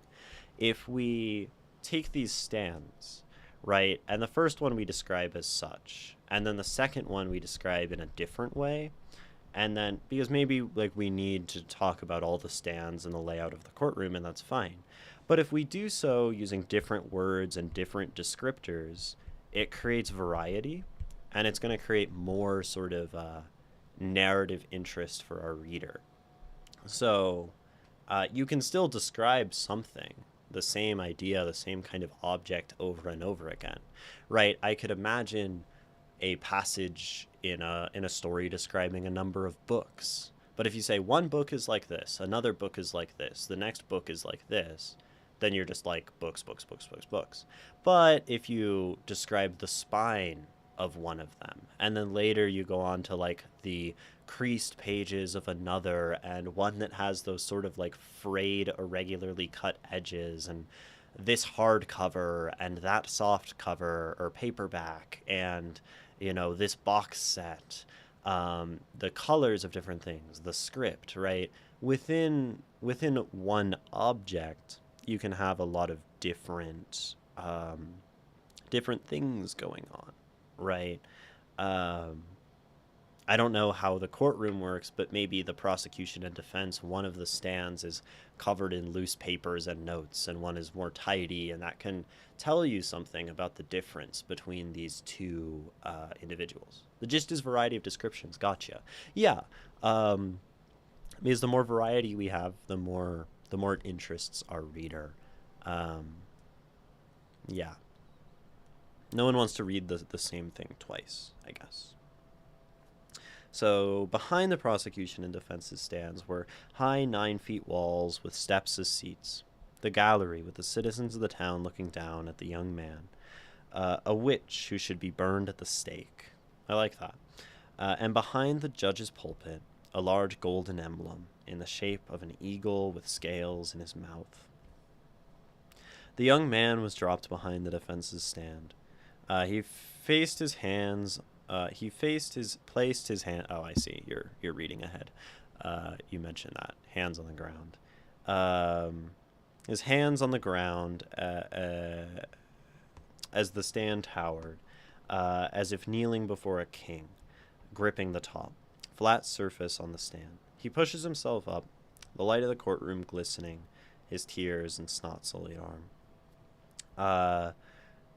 This is quite an aggrandized description, right? You sort of have this like witch, this scum, this bad person sort of bowed down as if before a king. I think it creates a really nice dramatic contrast. We have this like high low, we have this golden and snot covered. I think that's a really powerful image, and I think this tells us something, right? It tells us that like the judge, he is law, he is powerful, and this is going to be very difficult for our perpetrator or suspect to overcome, right? Tap. The judge tapped the gavel. The trial begins for the murder of the university student Tracy Davis, announced the judge. The prosecution is ready, Your Honor, said the prosecutor standing across the young man. He carried an aura of knowledge and experience while being as young as the young man, as his soft-spoken voice suggested. He wore a crisp red suit over a white dress shirt with black pants ironed to perfection. The prosecutor himself was caramel-skinned, buzz-cut hair, and circle beard.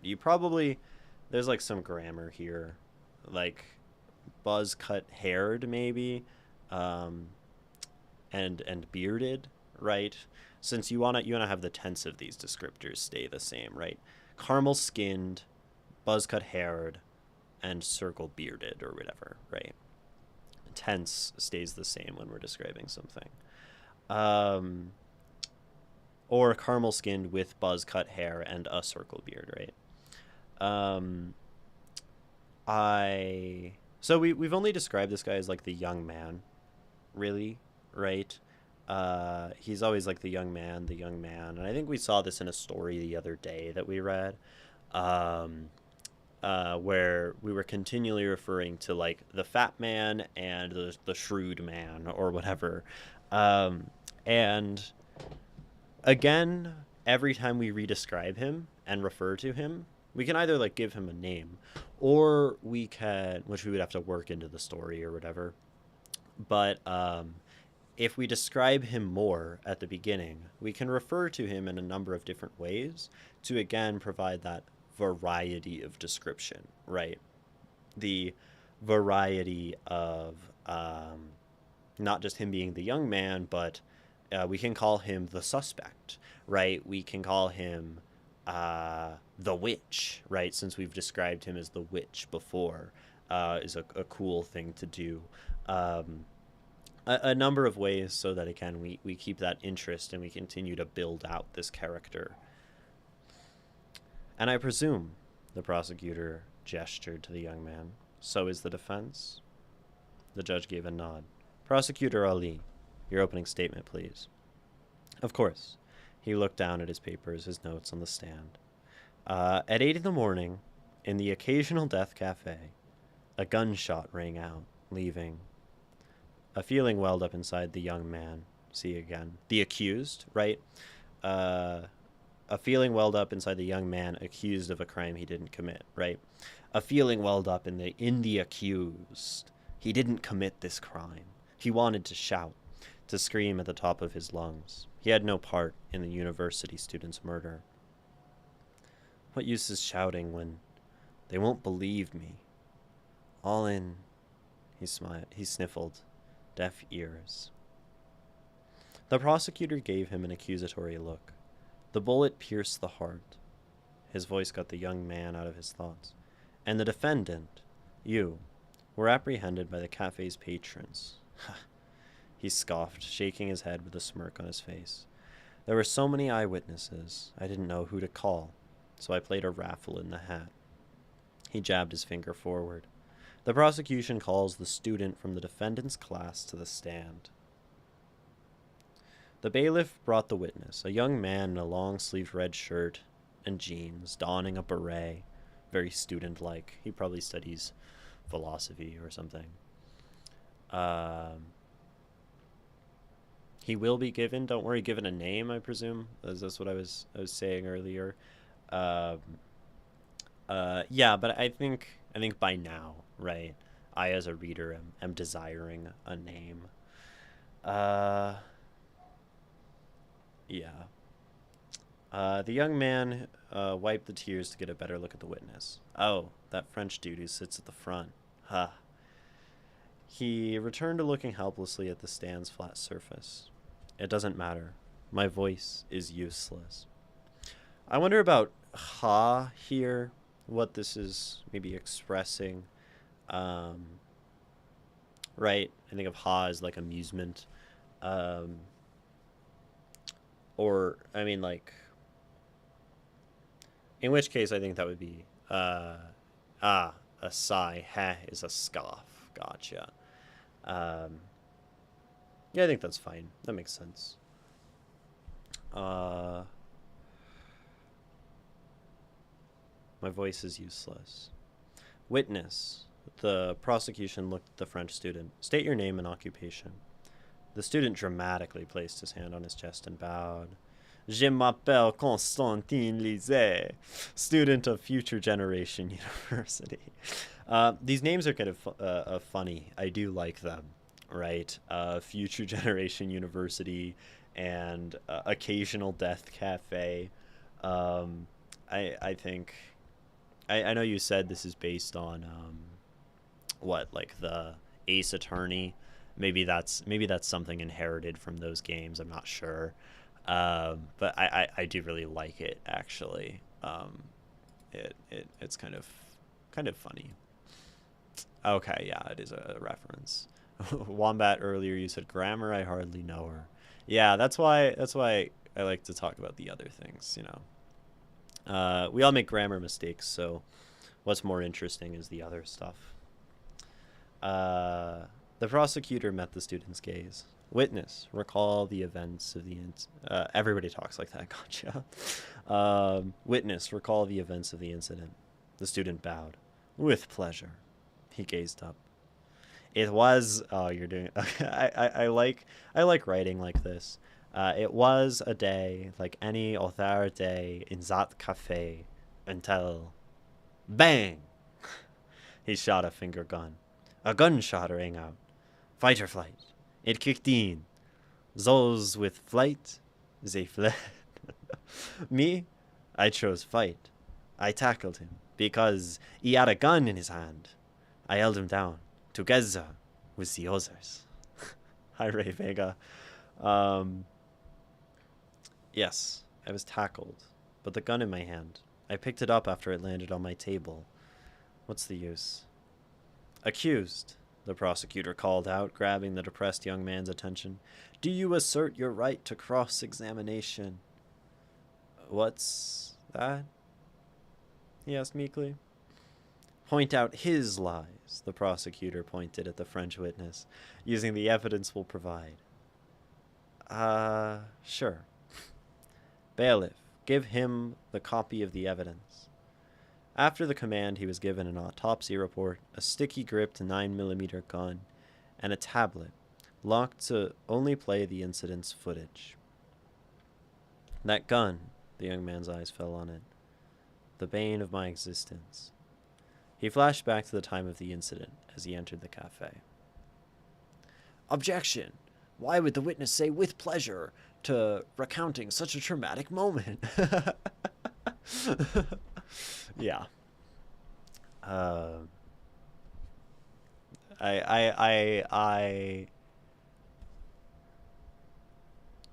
think it's funny, right? Like courtroom drama and the very over exaggerated nature of it, right? And that like this right, isn't how courtrooms necessarily work.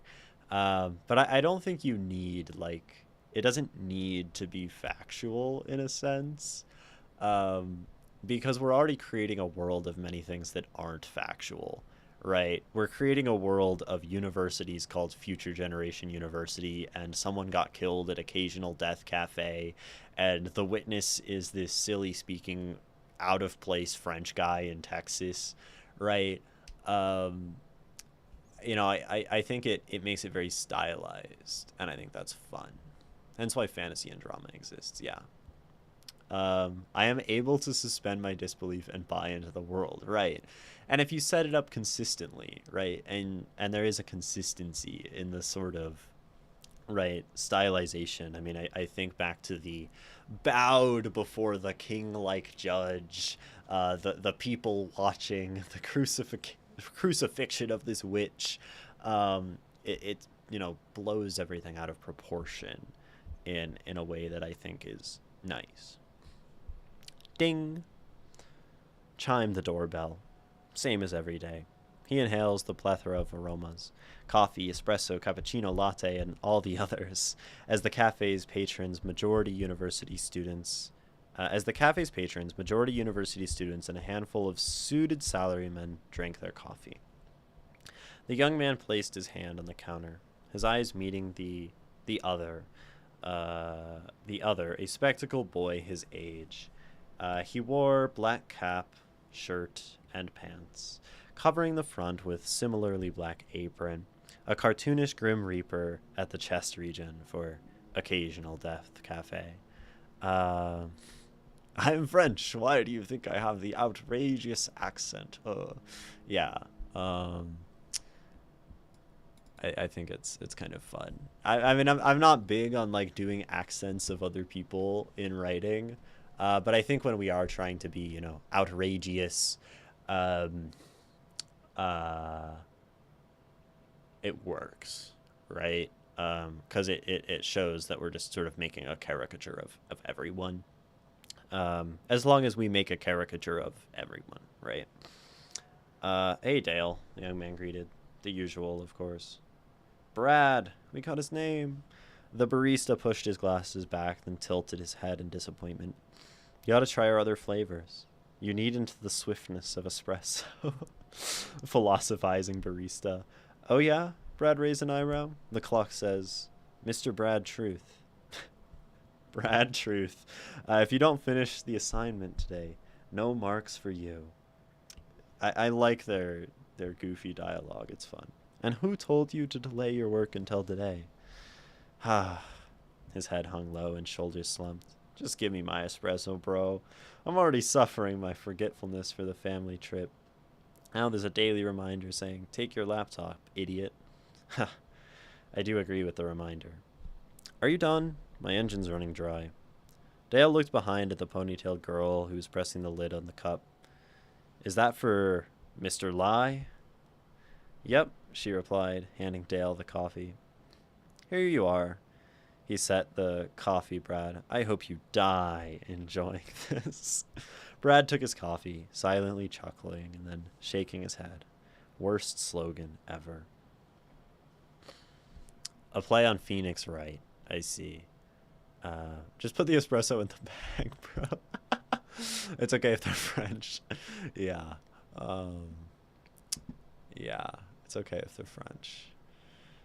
I think Leon, our resident French chatter, would probably agree. I hope you die enjoy. Yeah, okay.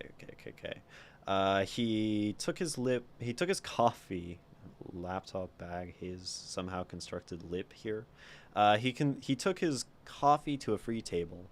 It was made of glass in the shape of a skull. Setting and opening his laptop bag, taking it out and turning it on.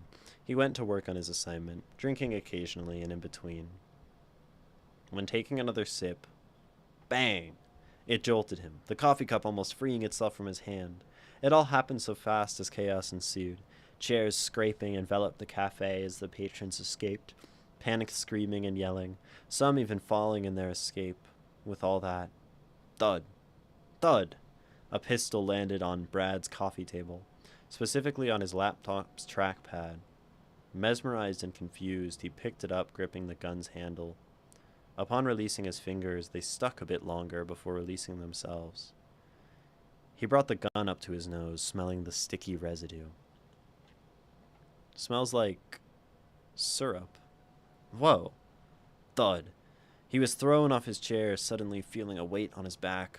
Call the police! No! The French student commanded. Wait, it's not me. Brad blinked, returning to the courtroom. He's been set up. He's been framed. I bet he's been framed by the French guy.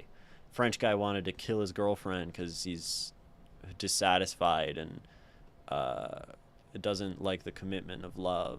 And so he shoots her and then throws the gun at this guy to frame him. A perfect crime.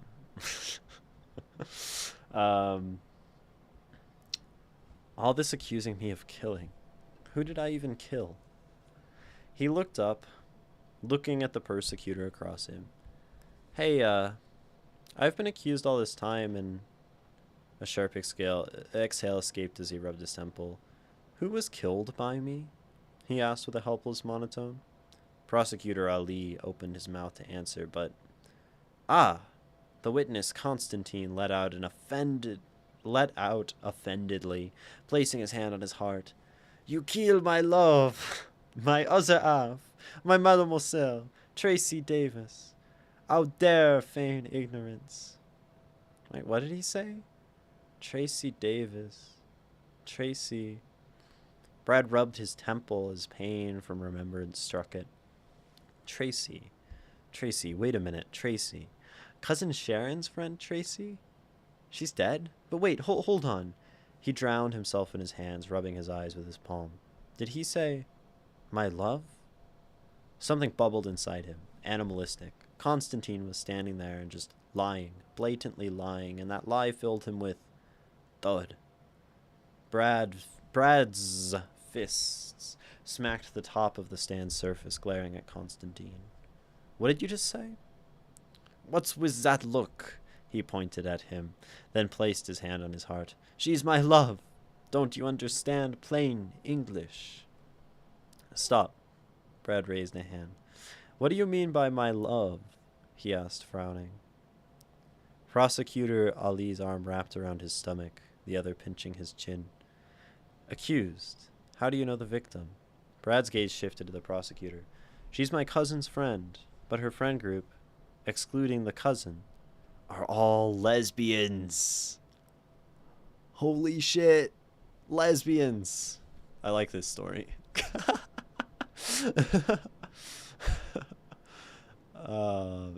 Wombat, you say, sticky, referring to the gun. The twist. He looked at Constantine with tilted head. So how can she be your... He squinted, wiping the snot.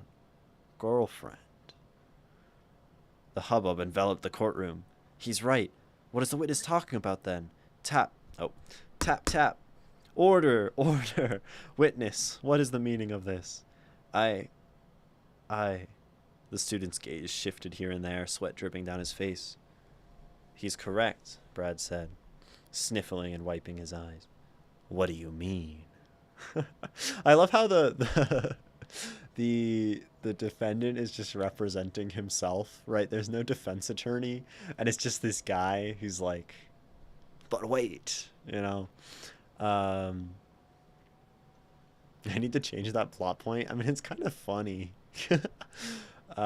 Is the victim a lesbian who's closeted bi? Oh my gosh. It's Pride Month, you know. Gotta keep it in. Wait! Constantine leaned on the stand and widened his eyes. I have further testimony. The hubbub restarted. He has? Tap, tap, tap. I'll have order. You'll be barred from the courtroom if I hear another word. The judge turned to the witness. Witness, this is your final chance. Give your further testimony. Constantine dipped his head. I saw him shoot. I did, he pointed. I should be in the footage, looking at the accused shoot the victim. I see. The prosecutor scratched his chin. Bailiff, do you know what? Bailiff, you know what to do. The footage replayed. Indeed, Constantine was sitting at one of the tables, looking at the shooter. Brad 1. Constantine also saw a young man 1 throw the gun at the table, then run, leaving, with the panicked crowd. But as Brad 2, the one behind the defense's stand, picked up the gun, Constantine jumped from the stair, tackled him, and pinned him along with the others. Huh. Brad frowned and turned to Constantine. You saw him shoot, but you apprehended me. Why? Constantine's eyes widened, his lips trembling. Prosecutor Ali looked at him with a tilted head. What's wrong? I was supposed to mention Ace Attorney was the entire inspiration. I was supposed to mention a copycat. Yeah, I mean, I don't know anything about Ace Attorney, I guess. This is right out of Danganronpa. Haven't read that either. Prosecutor Ali looked at him with a tilted head. What's wrong? His shifty gaze lowered, looking at the witness stand. The footage was supposed to be altered. What? Brad heard that, his breath quickening. What did you just say? Objection! You've captured the feeling of Ace Attorney very well. Okay, I'm glad that that's the case, because I don't know the IP, but it is really fun. It is really, like, over the top, and I think it's great. You know, just very, yeah, stylized, right? Hold yourself, the prosecutor pointed at him. What do you think he muttered? After a few deep breaths, he answered, the footage was supposed to be altered. His head lowered. I see. The prosecutor closed his eyes, paused, and opened them. Bailiff, get the transcript of DAR from the past 2 minutes. DAR, digital audio recording, was requested, brought, and played with enhancement. The altered audio was noisy, but it was clear. The footage was supposed to be altered. Witness, the prosecutor crossed his arms. Do you know what this means? Constantine opened his mouth to speak. You piece of shit! Human garbage! You cahooted against me! What did I ever do to you? His shout rang in the ears of everyone as he heaved with a vengeful glare. Heh. Huh. We're getting there. The prosecutor turned to Constantine. Explain yourself. Constantine shook his head profusely. This was not supposed to happen. It was not part of the plan. The prosecutor blinked. That's it? He tilted his head. I thought they'd be more... But, he shrugged. Bailiff! Arrest the witness! Thud. The courtroom door opened, and 2 bailiffs, the ones who had dragged the young man here, apprehended the student. No, wait! I didn't do it! It's that killer! The foreigner! He ran away! The foreigner. Um, the courtroom fell silent, processing the outburst as he left. Tap. The judge tapped the gavel. Ha! What an unfortunate ordeal without justice, Mr. Brad Truth. Brad turned to the judge, wiping his eyes and nose. We apologize for our conduct. You see one criminal, you assume all. But the way I see it, you'd do better job as a lawyer. Ha ha! The prosecutor laughed. Without the shouting, of course, and he gestured at Brad. Stick to objection next time when interrupting someone here. The judge chuckled. Indeed. Mr. Brad Truth, I hereby declare you not guilty. The audience chamber filled with cheers. Confetti.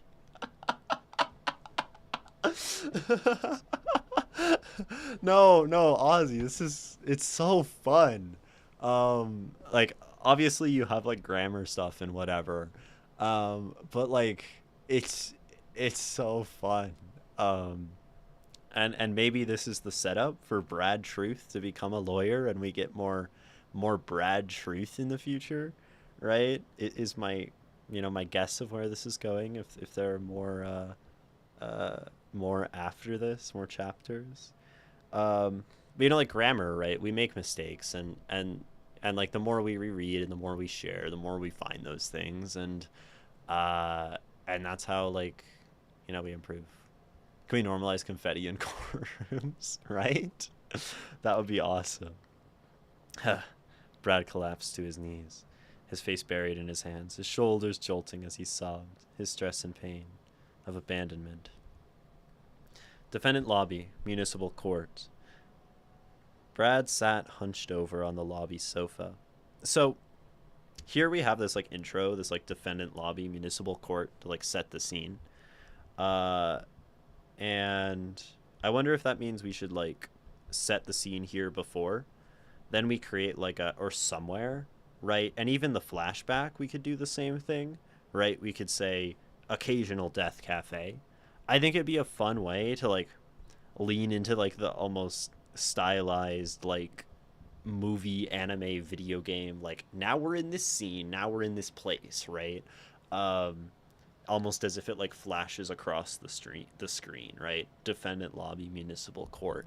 I think we could lean into a thing like this to just push the stylization of the writing. Yeah. Brad sat hunched over the lobby sofa, clasping a water bottle given by the bailiffs as an apology while looking at his feet. He is free now. He was only abandoned because he was branded as a criminal, right? Now he can go home, return to his family, and all will be fine and dandy, right? No. His teeth gritted, grip tightening around the bottle. After what they did to me, I go back to them. Bullshit? I called you. Damn it, I called and you didn't answer the phone. Tears began welling up. I called you. Uncles, aunts, cousins, friends, and none. He sobbed, inhaling deeply. None of you picked up my phone. His hand went to his temple. How am I supposed to go back to normal, putting this behind myself? I can't forgive you. The temple holding hand balled into a fist. I can't forgive all of you. I will not return home. I wanted to change the meritocracy and the whole family silently, but now I will change it forcefully. You abandoned me. I will abandon you. So dramatic. I have to say, you did pretty good in there, said a cheery man with a hint of foreignness in his English. Brad looked up to see an athletic, built man in his his late 20s. He was from the Middle East, apparent by the gray dishdasha he wore. His face wrapped in a dark gray and white checker-patterned keffiyeh. His right hand was raised in a wave, while the other casually buried in his pocket. Where are your manners? The man buried his hand in his pocket, unearthing a wallet which opened to an ID with Russian written on it. I am Saif ul Haq, advocate or lawyer in the courtrooms of Russia. He pocketed his wallet. I have another name from my father's side, Saif ibn Hakam, but name from the mother's side rolls off the tongue. Scratching the back of his head sheepishly, the hand dropped by his side. Well, anyways, I see you're exhausted from what happened in there, so I'll leave you be. Goodbye. Saif turned around and walked toward the exit, leaving Brad to his lonesome. Wait! Brad yelled, hand extended. Take me with you! Here is the call to action. He's going to go become a Russian lawyer with this Middle Eastern guy. What a... I just love the absurdity of it. Very fun.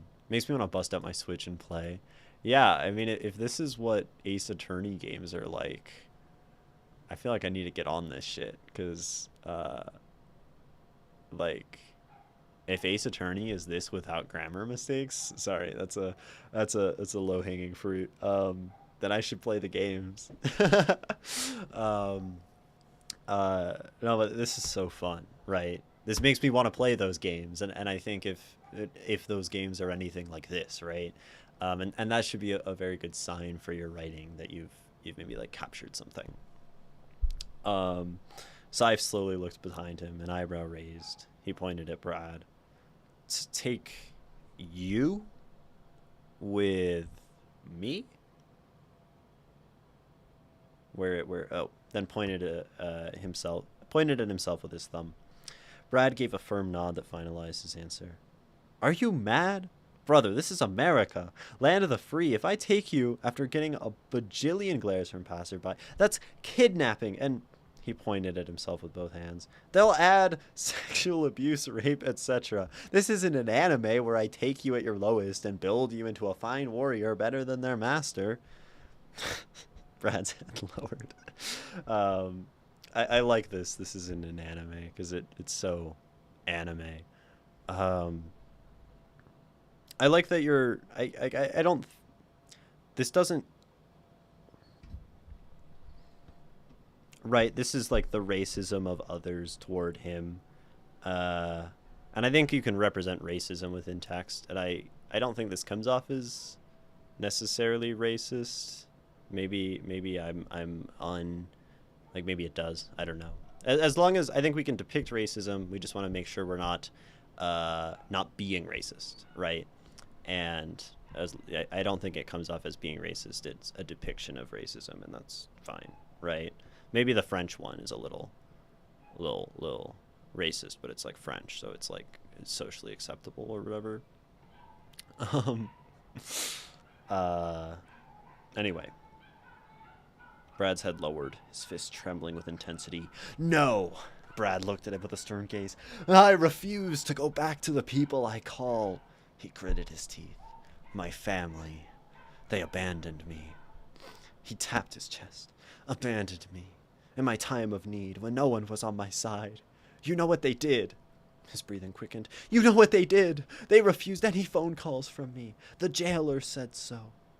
His head began lowering. No visiting. No cousins, no friends, no parents. Do you think I can go back to that? He met Saif's gaze. Family? He let out an exasperated sigh, his body hunched over.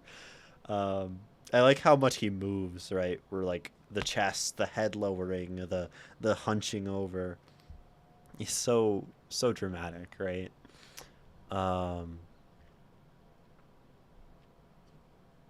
Yeah. I'd be interested to see one of these types of stories, but the lawyer believes the defendant is guilty, but then has to defend them anyway. Oh yeah, that's an interesting thing about lawyers, right? Is sometimes like public defenders have to defend people even if they think they're guilty. It's a really interesting thing, right? Anyway. Yeah, I think it's a cool setup, right? Saif turned his face to him, looking away and scratching his chin. Oh, sorry. No lawyers, not even the state ones, wanted to dirty their record because of me. Saif turned to... I love that line, because it's so just not like how courts and public defenders work, but it's okay, right? Saif turned to face him, looking away and scratching his chin. The parents have made their mistake. Surely they'll apologize. No! Brad shook his head. They're all about status. A good son has a good job, beautiful wife. Huge house equals good status in society and among the family. A meritocracy. His gaze fell. I had known this problem and was willing to change their path.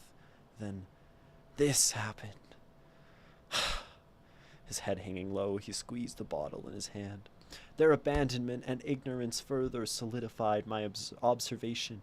So please, his next words were almost a whisper, take me with you. Take it as teaching them a lesson, one they won't forget.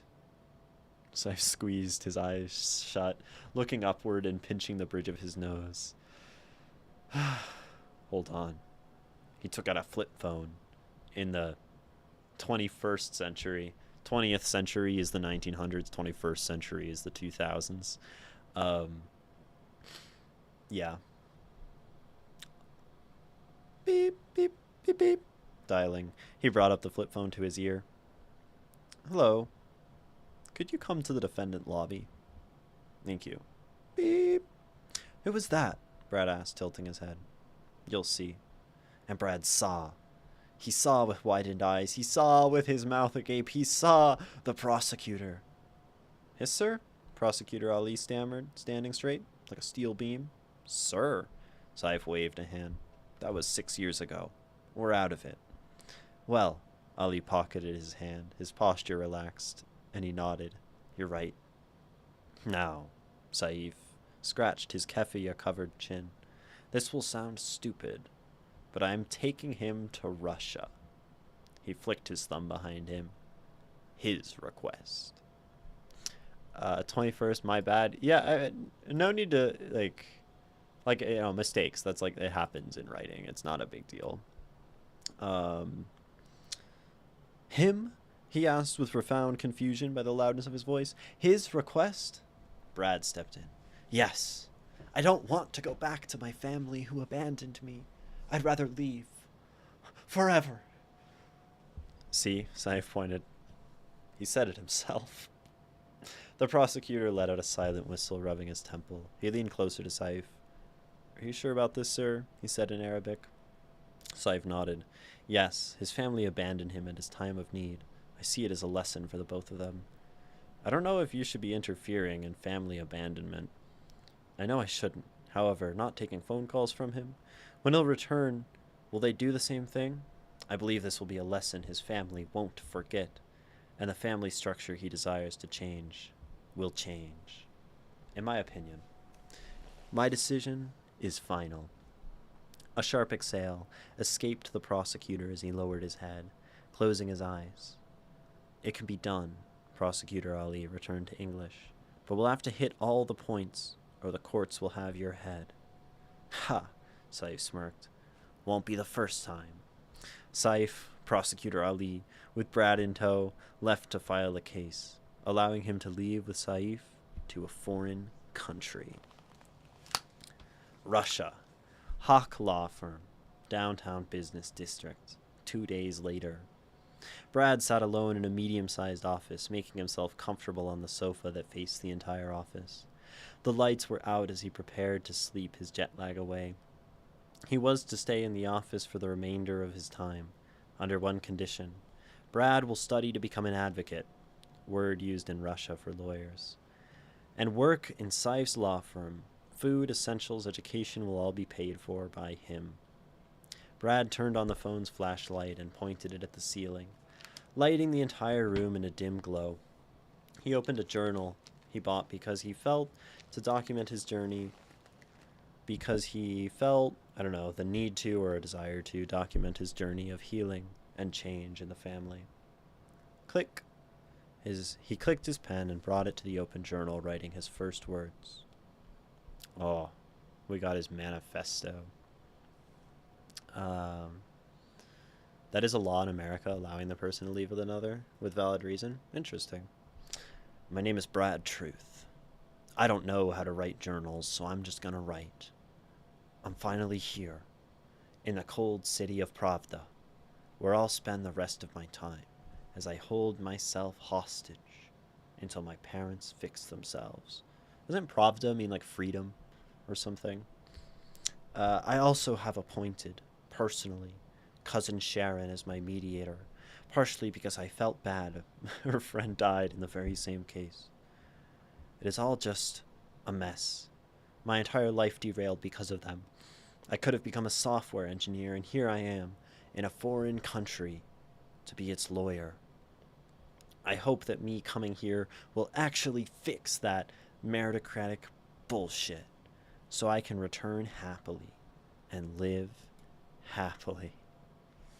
With a sigh, he closed his journal, setting it on the armrest. Such a freaking mess, man. And exhausting, too. He lay on the armrest, closing his eyes. I just hope that my time here will not be in vain. And so, sleep overtook Brad Truth from mental exhaustion to jet lag. It all weighed down as he headed off to dreamland.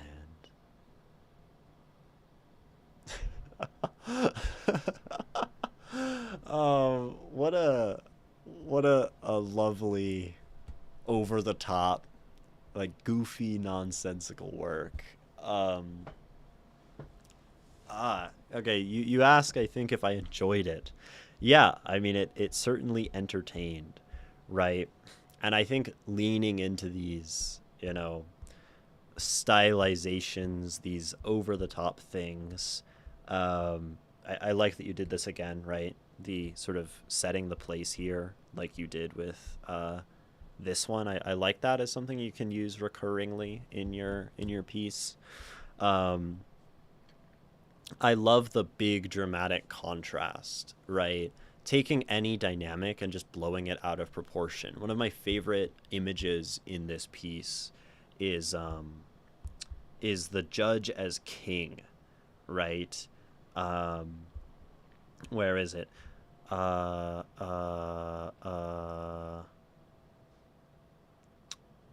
Where is that? The young man was dropped behind the defense's stand. He placed his hand on the ground as the stand towered, as if kneeling before a king. Right after describing the judge's pulpit, a large golden emblem in the shape of an eagle with scales in its mouth. Right, this highest and lowest. These contrasts. I think contrast is a great way to go beyond regular life, because really, like, regular life doesn't have all that much contrast. A lot of things stay the same, and like, it's sort of like people are even inclined to say nothing ever happens, right? But when we place the glittering gold against the snot covered, accused, when we place the combative prosecution against the nuanced and clever defense, it's these things that create like drama, right?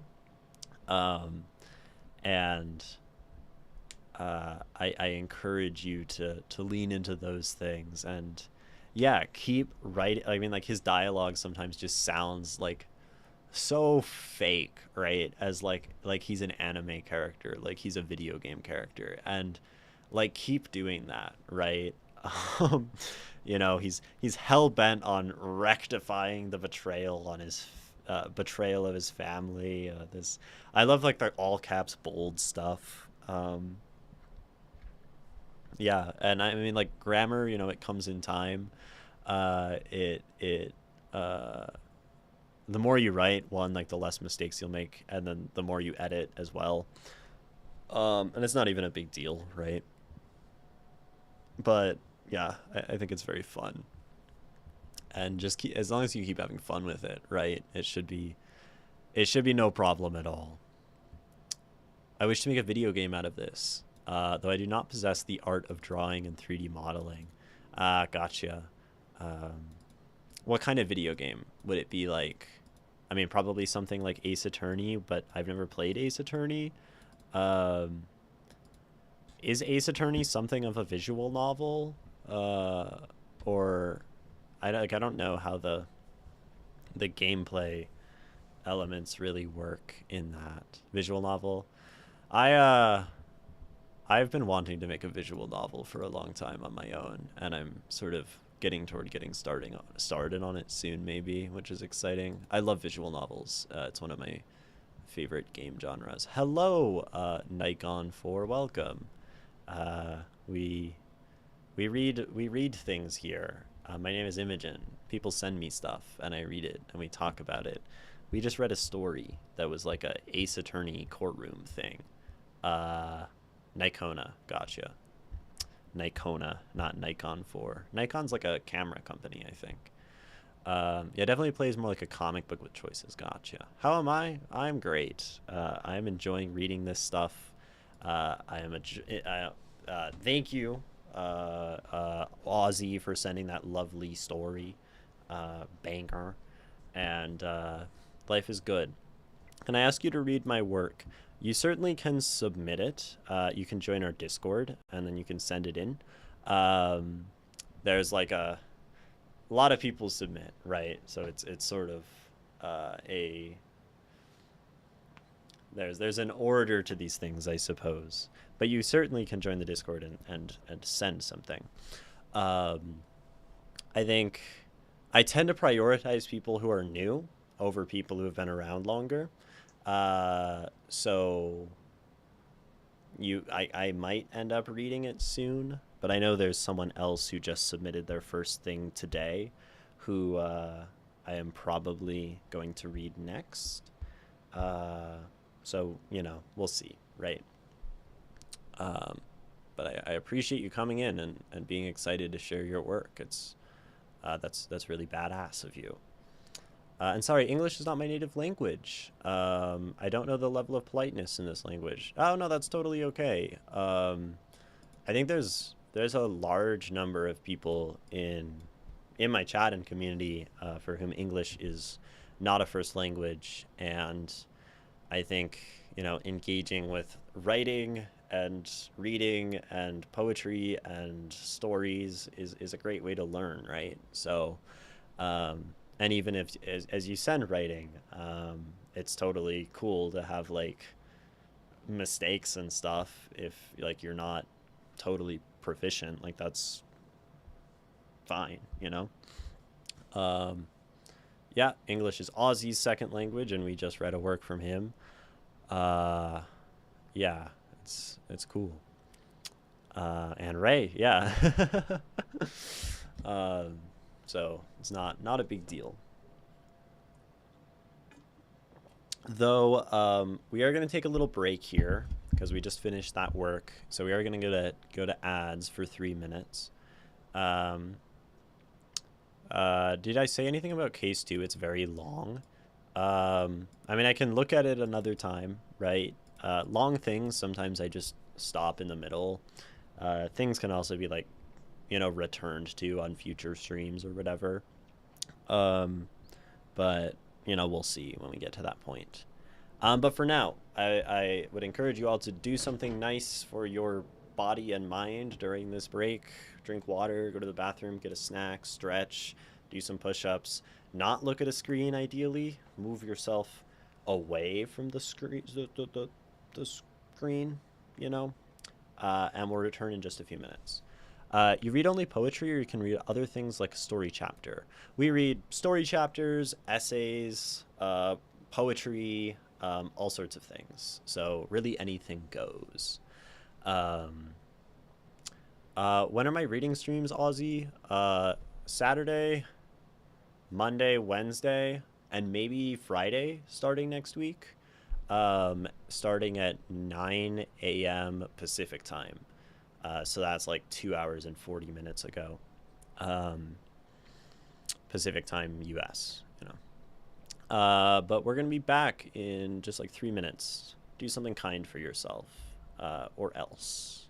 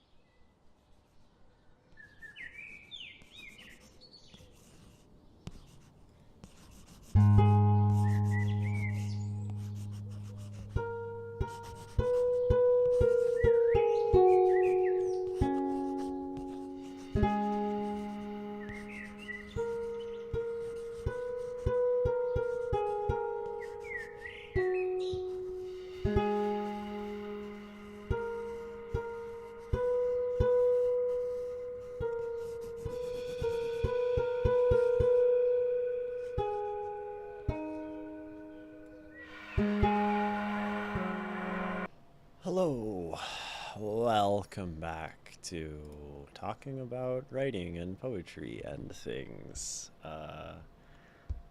Lovely to have you all, and lovely to be back as always. Um, and who has things submitted to me? You know, it's this is now the time where y'all can go me, and I might read your stuff. I know Ray has things. There was someone who submitted their first thing earlier, which, if you're still here, I would like to read that probably. Wobbledopsy, yeah. What did you send me? You sent me a story? A short one. Okay. Badass. Daily writing exercise from January. Gotcha. I'm being super patient for you to read my concrete poem. I appreciate it. I feel very nervous. I'm extremely new. Ah. No need to be nervous. It is everyone starts somewhere, right? Everyone is new. And then you stop being new. The only thing that can do that is time, right? And sticking with it. And if you just keep writing and you keep doing stuff, you will naturally cease to be new. And that's pretty cool, right? Conversely, the issue is the only thing that stops you from being new to something is putting in more time, which, I guess some people don't want to do, but we tend to have a lot of that in our lives. Time. More than we think. But yeah, we are going to be reading. I think you had a title on the Discord post. The Dentist. Okay. And it's just a little short kind of writing exercise, entry type situation, and that's totally okay. Writing exercise from a few months ago. Have you continued writing frequently, doing daily writing exercises since all the way back in January? If so, I think that's like super awesome and really good consistency. If you haven't, that's also understandable, because writing every day is a really hard thing to do.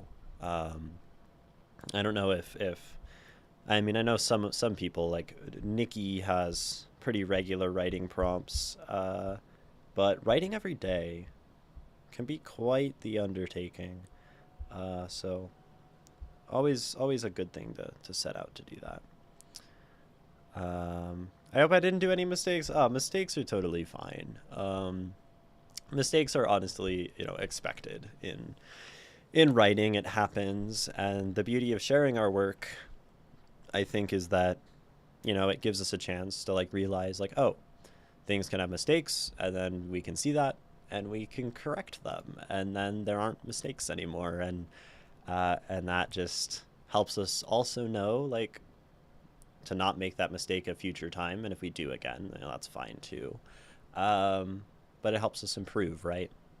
And we don't know how to improve unless we face our mistakes.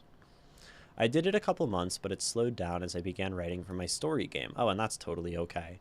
That became my project, and it involves writing amongst other stuff. So that became daily. Yeah, and that's a great way to shift. And sounds like you're still making lots of art regularly, and that's a very good thing.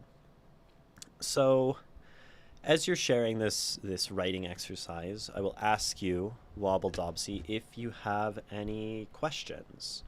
Any things in particular you would like me to look at, right? Anything that maybe you want to improve on as a writer, just direction for me to take, because that can be very helpful. And maybe it sounds like you're trying to write for a game.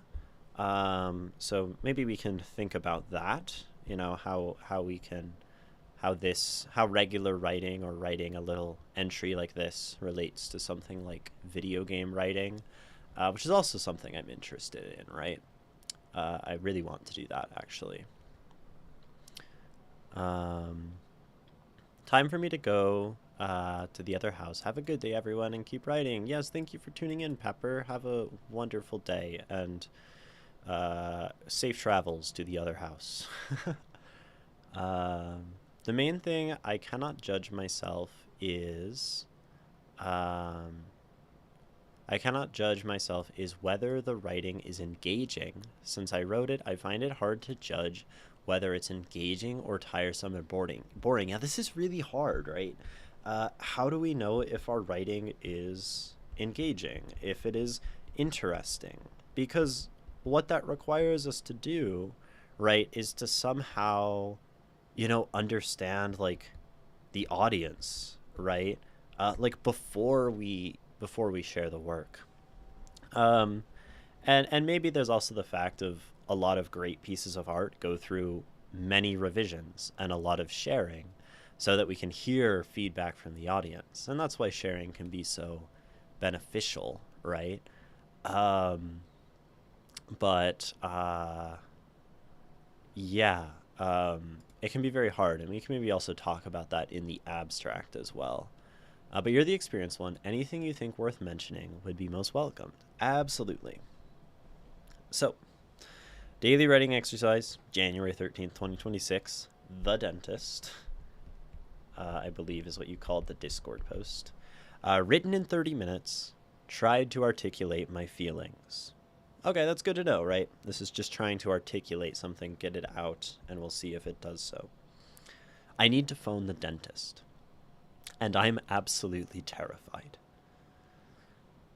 Surprisingly, going to the dentist is actually very routine. Dr. Morris is a most pleasant acquaintance. He's always been cheerful whenever I've seen him, and has a lovely smile that puts me at ease. Now I think about it. A noteworthy smile is a great advertisement for a dentist, or at least that dentist's dentist. I like the sort of casual thing, right? I mean, you're just trying to express yourself, and this like bit of humor is nice. I really like your first line, right? When we're trying to write something, it's often a good strategy, to kind of set up very quickly the tension and what's going on so that our reader, like, kind of has a place and can think about what's to come. So to say, I need to phone the dentist and I'm absolutely terrified, right? It places us immediately. We understand, right? We're on the same page. This makes the pit in my stomach that forms whenever I think about phoning them all the more frustrating. It exists for no good or logical reason. It only hinders me doing what I know I need to do. Satisfying the pit is so easy, too. I have so many other things I need to do. Some things that are harder, some things that are easier, some things that could otherwise wait, or some things that I have put off. I could just go ahead and do any of those instead, and within a few minutes, I will have briefly forgotten about this mundane chore. I won't have the dentist appointment that I need, though. No matter what I fill my time with, no matter what I fill the pit in my stomach with, I still need to phone the dentist. I like this, using the pit in my stomach, and sort of it's a nice like metaphor-ish kind of situation, right? Where we're taking this thing and then using these other activities to sort of distract ourselves from it, and I think it's a nice description of the feeling. I think it makes sense, right? Bro's a procrastinator. Got it. Yeah. And I think that's communicated well, right? No matter. Okay. Da, da, da, da, da. I was sitting on the sofa this evening, letting this feeling crawl through my brain. Without me noticing, my dog Louie trotted into the room. He hopped onto the sofa, popped his warm head onto my lap, and stared at me with his big brown eyes. He stared at me like this for a few seconds before sighing and closing his eyes, slowly drifting to sleep. Louie needs regular checkups at the vet's. Louis needs regular prescriptions. Louis needs regular sessions with a specialist trainer when we first adopted him. Louis never needs to make a phone call. When Louis needs something, I make the phone call. I phone the vets and I phone the trainer. I needed to remind myself of this because these phone calls were so mundane that I barely remember doing them at all. When Louis needs something, I make a phone call and think nothing of it. I like this repetition, right? These sentences are really nicely linked together, right? Louis, Louis, Louis, Louis. And it sort of has this like, really expresses like this happens, this happens, this happens. It's constant, it's over and over again. But I do it. I do these things, I do it, and it just happens. It creates this sort of reflection between these two paragraphs, which is nice. Louis let out another sigh with his eyes still closed. Head on my lap, and I suddenly felt a lot better about things. I'll phone the dentist tomorrow. Well, I guess I could email them. Maybe. Okay, I'm glad. I was going for the rhythm, but wasn't sure if it came off as repetitive. Yeah, I think the rhythm really works quite well. I like this, right? Sort of a look into the psyche of, you. Unless this is a character outside of yourself. But sort of the thing that breaks it open is this realization, right? I make all these phone calls for someone else. Well, for a dog, for something else. Someone, something, doesn't really matter. But I don't do these things for me, right? And that's sort of the connection, right? I procrastinate taking care of myself. And yet for the dog, I will do all these things automatically.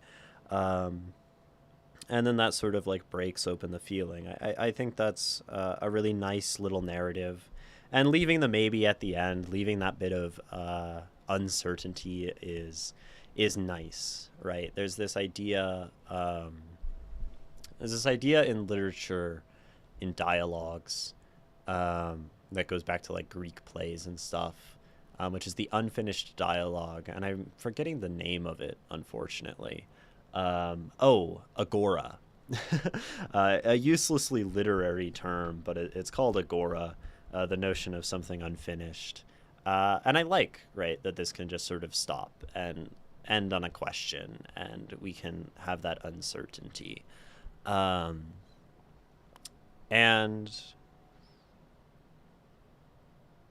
yeah, as a little entry, right, to articulate one's feelings, I think it probably does so, and like sets the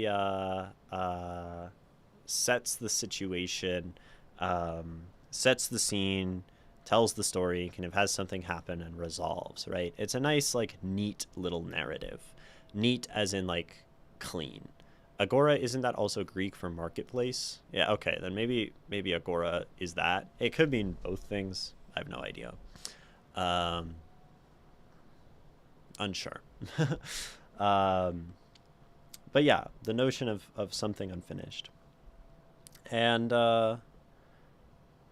so the question, right, that you asked, can't find your definition, to there's lotus, or my vert. Okay. Then it's probably a different word, and I am unsure.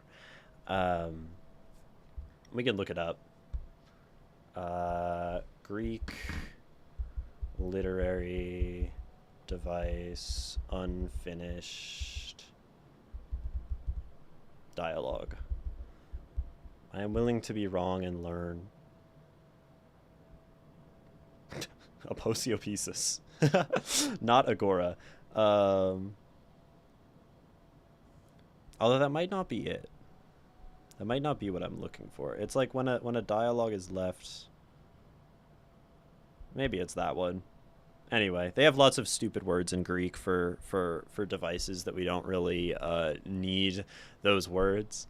But I like that we can just like leave this unfinished, and it could be a thought, and it can leave the possibility of tomorrow, and be sort of like open in that way. Now you ask the question, right? How do I make my writing engaging for a reader, or how do I know if my writing is engaging? And I would say, what a hard question. What a actually great, broad difficult artistic philosophical question, right? How do I know? How do I know if it is, how do I know if it is interesting? Is the question. And that's like an immensely difficult question to answer in a vacuum. And maybe people, writers in chat, have ideas. Um, I think, in my opinion, the work should be audience captured to a specific audience. I see. So this is one way to think about this, and this is maybe relevant for this piece even that you wrote, is audience. So in the piece we read before, Ozzy's piece, Ozzy had a very specific audience. And it was probably like the same people who play the game Ace Attorney, because it was making such specific reference to the style of this game and the way it's written. So then those people would enjoy it, because Ozzy knows, okay, well, there's a number of people who like Ace Attorney. If I write the way that they like, if I write similarly, they'll probably like my thing too. And based on chat, that seemed to work because there are some Ace Attorney fans in here. And audience can be really useful in this way, right? Let's say we want to write a piece that appeals to a specific political crowd, right? We can look at the other things that appeal in that way. We can look at films or books or media, or we want to. You said you're making a game, right? Wobble Dobsy.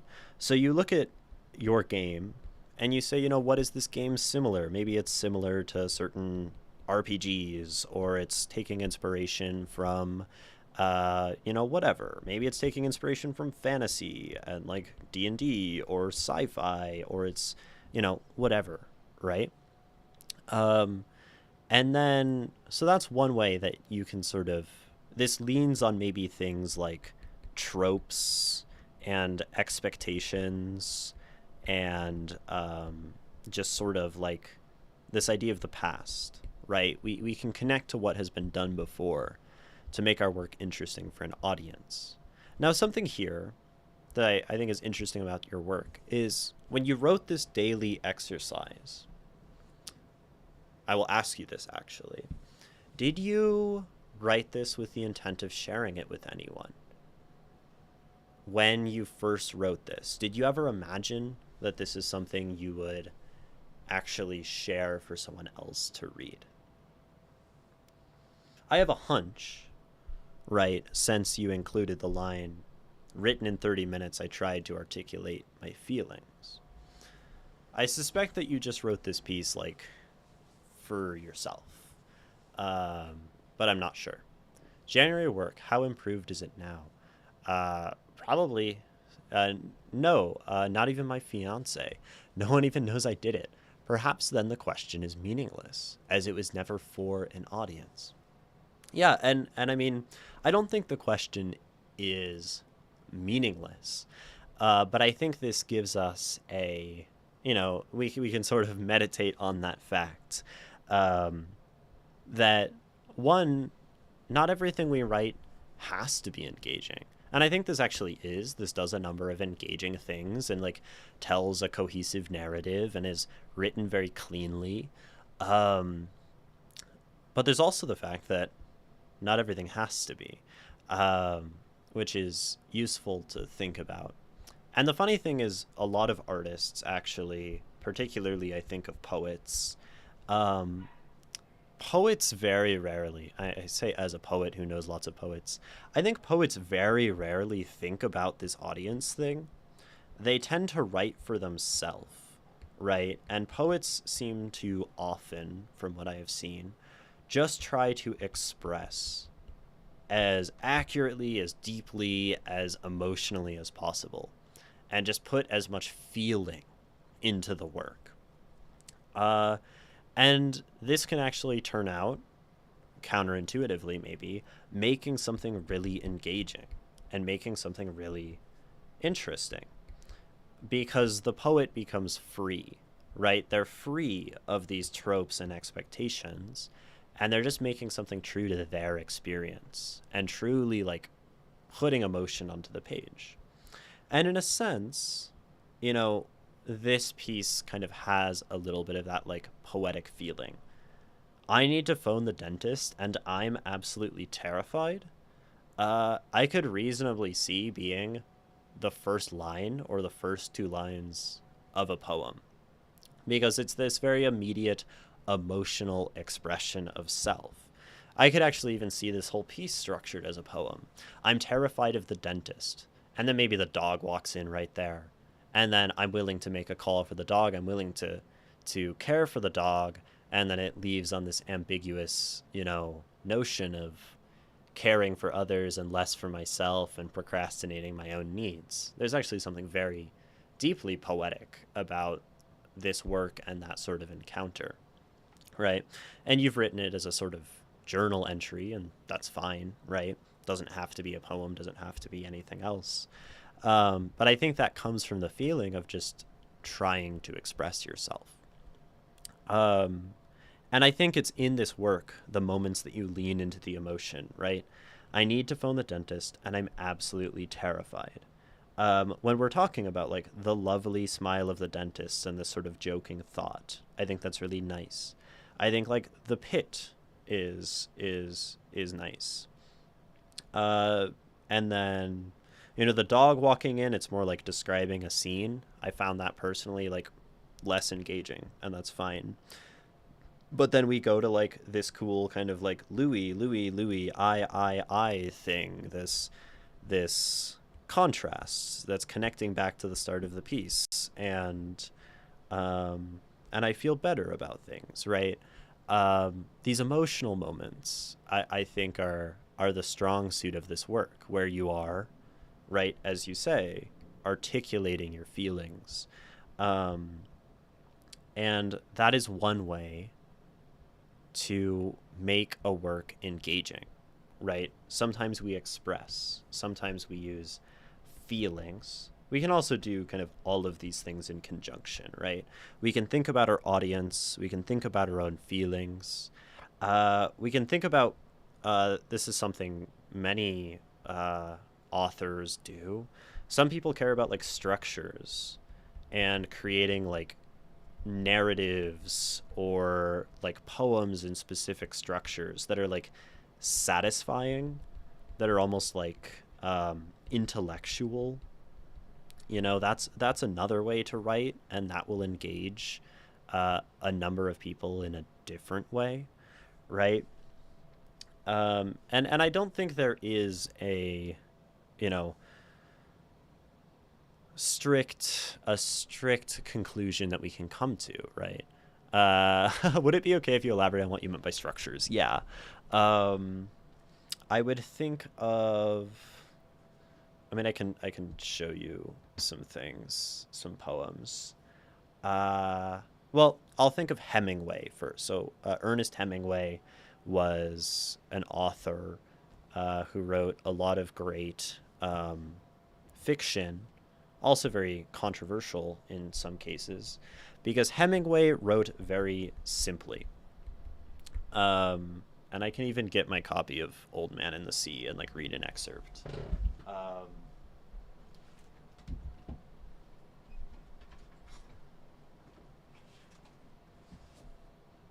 Okay. I love this book, Old Man in the Sea. Hemingway does not write very vividly, well, or like emotionally or descriptively. Here's like the opening of this book. He was an old man who fished alone in a skiff in the Gulf Stream, and he had gone 84 days now without taking a fish. In the first 40 days, a boy had been with him, but after 40 days without a fish, the boy's parents had told him that the old man was now definitely and finally Salau, which is the worst form of unlucky.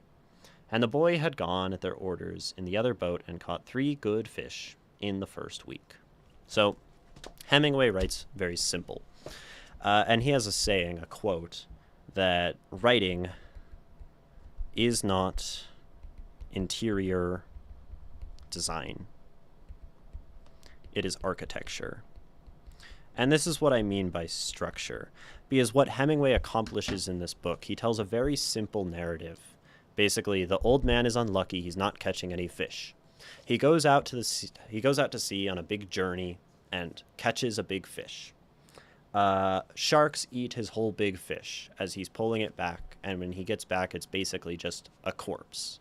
But he did bring it back, he did succeed, he proved himself worthy, and has sort of redeemed himself.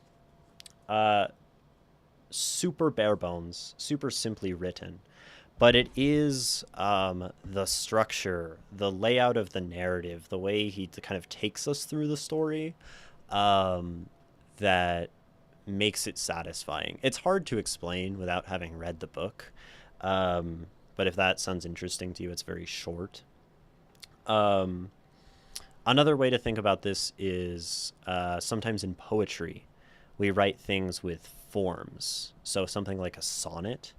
Something like a sonnet has 14 lines, iambic pentameter, and like groups of 4 and then a group of 2 or whatever.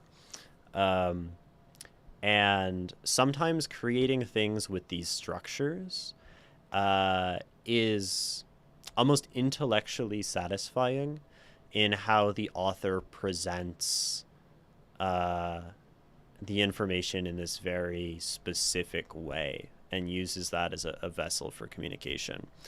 It's hard to describe, but it's definitely something you see in poetry a lot. This sort of intellectually satisfying art.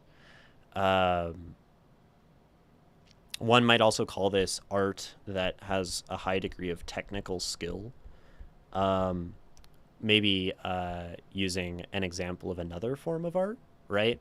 We could say something like realism in terms of like painting. Painting an apple, but painting that apple so realistically and accurately to life, right, that it becomes impressive. There's not necessarily any emotional attachment to the apple, but it's just presented so skillfully. That's maybe another way to put that, right? That engages some readers. The interesting thing is the flip side with writing is sometimes people write incredibly vivid writing, these super complex descriptions, pages long, describing single objects. And that's also kind of a technical skill to write vivid descriptions. And some readers really, really like that, right? To use like complex sentences and language. First line of 100 Years of Solitude. Many years later, as he faced the firing squad, Colonel Aureliano Buendia was to remember that distant afternoon when his father took him to discover ice. And then the first chapter is all a flashback to that afternoon. And actually, the first half of the book is a flashback, basically.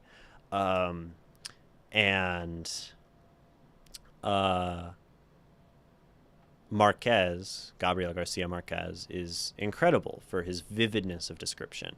And for some people, that is incredibly engaging and interesting. Yes, Cien Años de Soledad. Muchos años pues, something.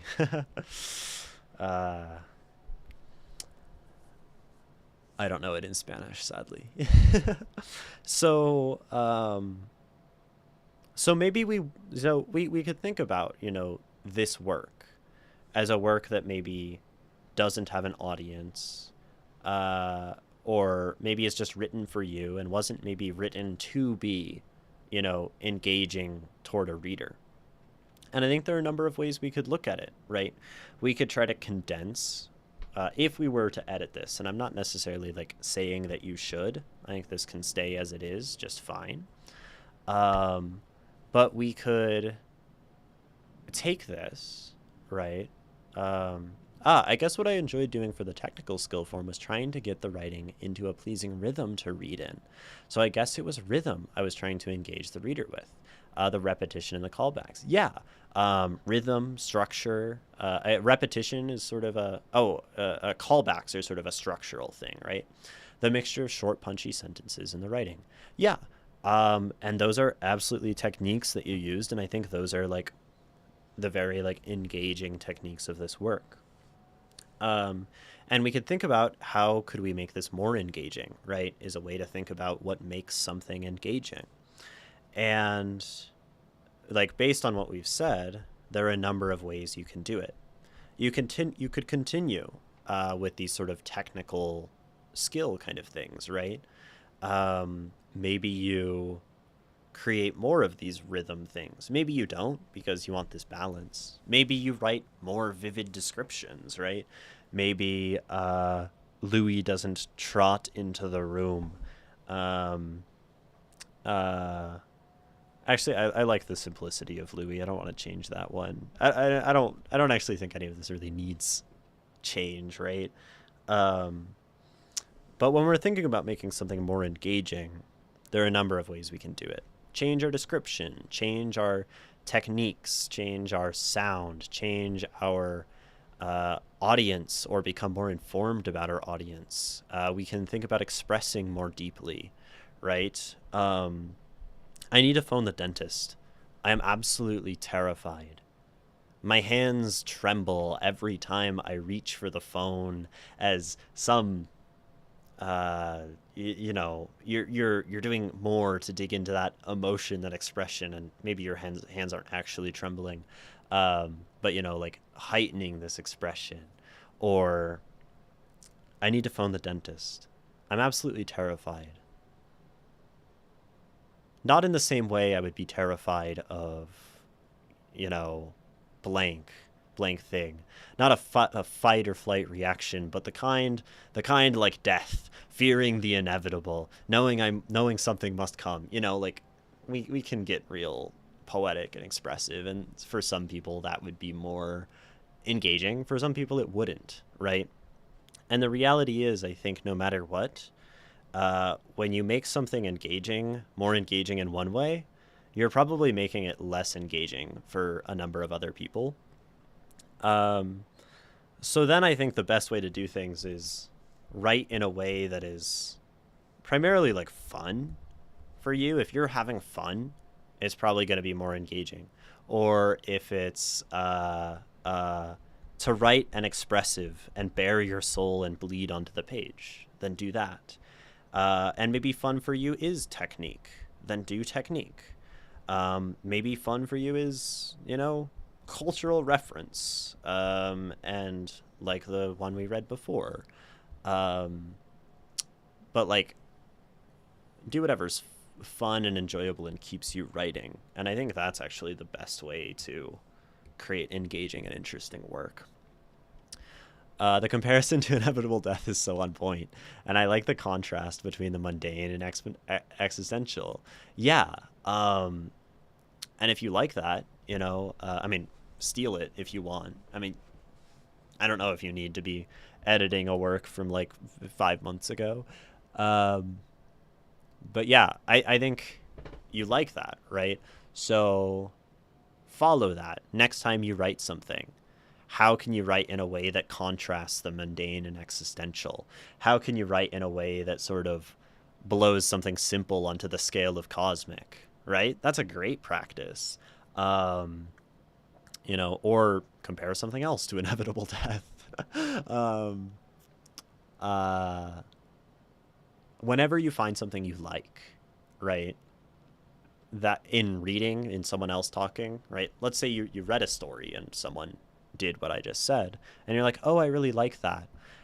Something you can always do is try to replicate that, try to imitate it. Not, plagiarism, because that's not going to help you, but to say, okay, I really liked the way that this line contrasted the mundane and existential. I'm going to go write a sentence or a paragraph or a 2-page story or a 10-page story. It doesn't really matter. And I'm going to try to accomplish the same thing that that author did in me, right? And then that will be good practice. That's certainly a way to improve your writing. That's kind of how I've improved my writing. I read things from people on stream. I find what I like. All I do is point out the things that I like. And then that teaches me, you know? Uh, Having your own taste, right? The more you've read and the more you know what is engaging or non-engaging to you, the easier it's going to be. It's easier it's going to be to tell if your work is engaging, right? I think I can write a sentence or a line in a poem and I can say, that's a boring fucking line. I would be bored reading this. I'm not going to put that in the poem. Sometimes just having taste, reading more, having more preference can help us. So that's like so many different directions. But I think any of these could resonate with anybody in particular. So for anyone listening, keep what sounds like it would work for you and ignore everything else. That's the best way to go about things, because I wouldn't want anyone to hear all this and think they have to do all of this to be a good writer, right? That would be a lie. um, Whatever gets you writing is good. Yeah, find your niche, Ray says. I think that's a good thing as well. And usually that just happens on its own. Thank you for this. It was so helpful and such a lovely thing you do for people. I'm very glad I found this stream. Like I said, this was never meant to be shared. So thank you so much. Well, thank you so much for sharing your work. And it sounds like you don't have any more questions. If you do, now's a chance to ask any more questions. I'm going to take all this and use it immediately. Awesome. That's really dope. Sounds like then you have enough to send you on your way, probably. Yeah, and it's a lovely thing that you all do, sharing your work with me. Because funnily enough, right, y'all sending me things teaches me as much as it teaches you all. I've never been asked this question so directly. How do you make a work more engaging, or what makes a work engaging? I haven't really worked through this stuff, so this kind of taught me something, or let me think out loud. And yeah, thank you so much for submitting, Wobbledopsy. I really appreciate it. And since this one is short, we can read the whole thing again to wrap it up. The Dentist. I'm going to drink some water first.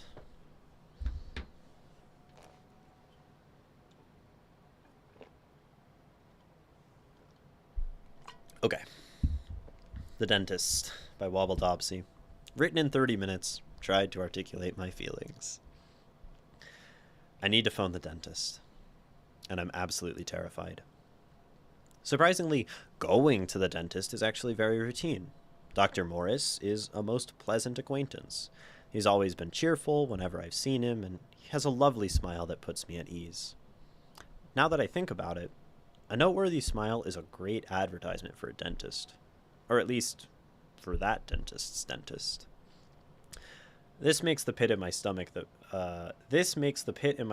forms whenever I think about phoning them all the more frustrating. It exists for no good or logical reason. It only hinders me doing what I know I need to do. Satisfying the pit is so easy too. I have so many other things I need to do. That's another a nice little rhythmic thing you do. It's so easy to do. I have so many, right? We're using so easy and so many in like these different contexts, almost like different tenses of the word. Creates a cool rhythm. Anyway, so many other things I need to do. Some things that are harder, some things that are easier, some things that could otherwise wait, or some things that I have to put off. You do it there as well. I can just go ahead and do any of those instead, and within a few minutes I will have briefly forgotten about this mundane chore. I won't have the dentist appointment that I need, though. No matter what I fill my time with, no matter what I fill the pit in my stomach with, I still need to phone the dentist. I was sitting on the sofa this evening, letting this feeling crawl through my brain. Without me noticing, my dog Louie trotted into the room. He hopped on the sofa, popped his warm head onto my lap, and stared at me with his big brown eyes. He stared at me like this for a few seconds before sighing and closing his eyes, slowly drifting to sleep. Louis needs regular checkups at the vets. Louis needs regular prescriptions.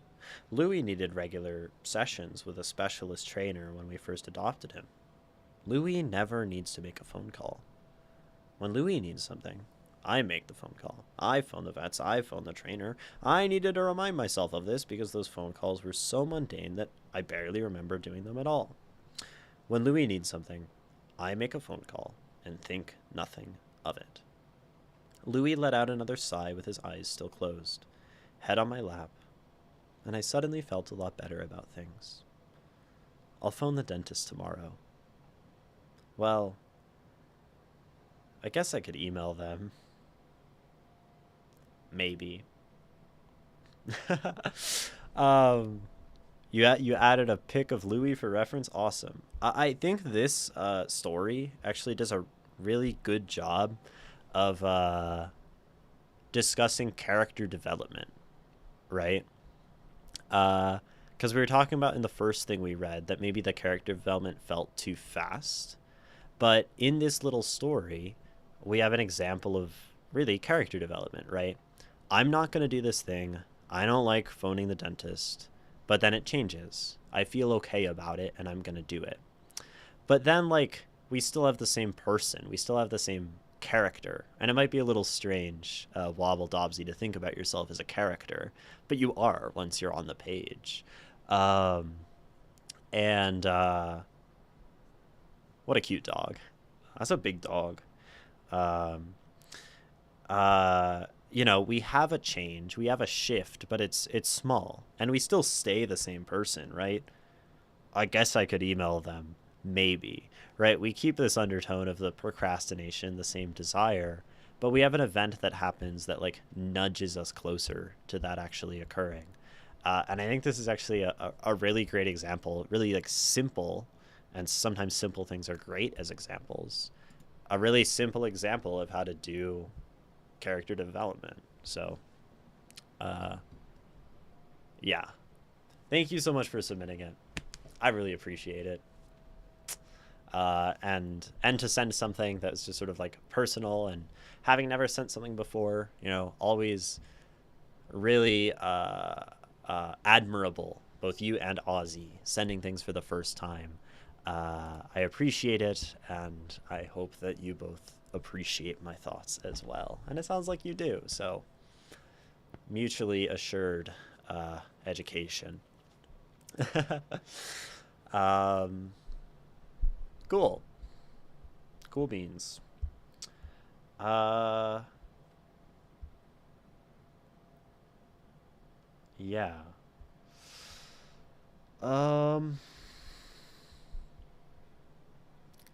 I could probably do one more.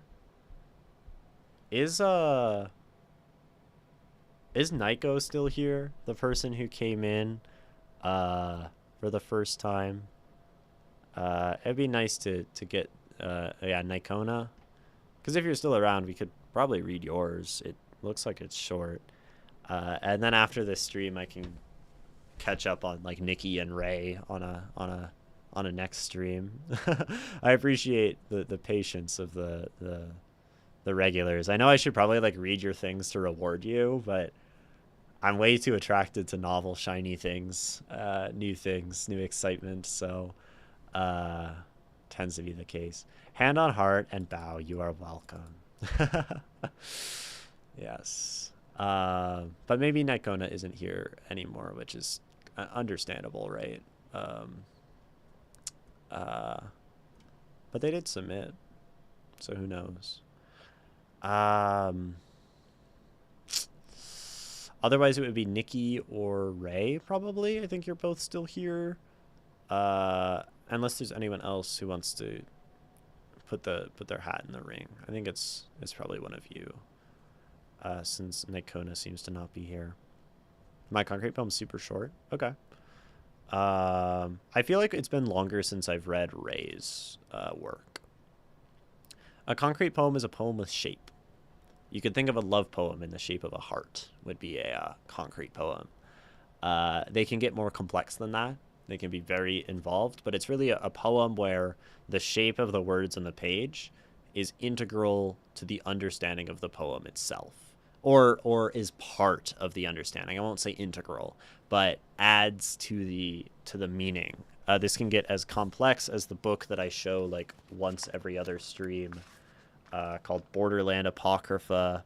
This is a book of poetry that is obviously very concrete and experimental. Things with structure that, is going across the page. There is poems that look like this with branches in this book. I'm trying to see. This is like the coolest book I own. This whole one is divided in two. It's about the border. So, concrete poetry, right? God, I love that book. I love it even though I haven't read that much of it. Like calligrams. I don't know what a calligram is. But maybe it's just a different word for the same thing. Words arranged in such a way to form a thematically. Yeah.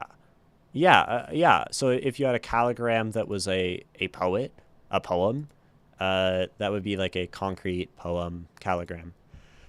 Hey! I actually, I was editing the manuscript for a poetry book for my friend the other day. Last week, 2 weeks ago, I was talking about this on stream a little bit. And almost their whole book was concrete poetry.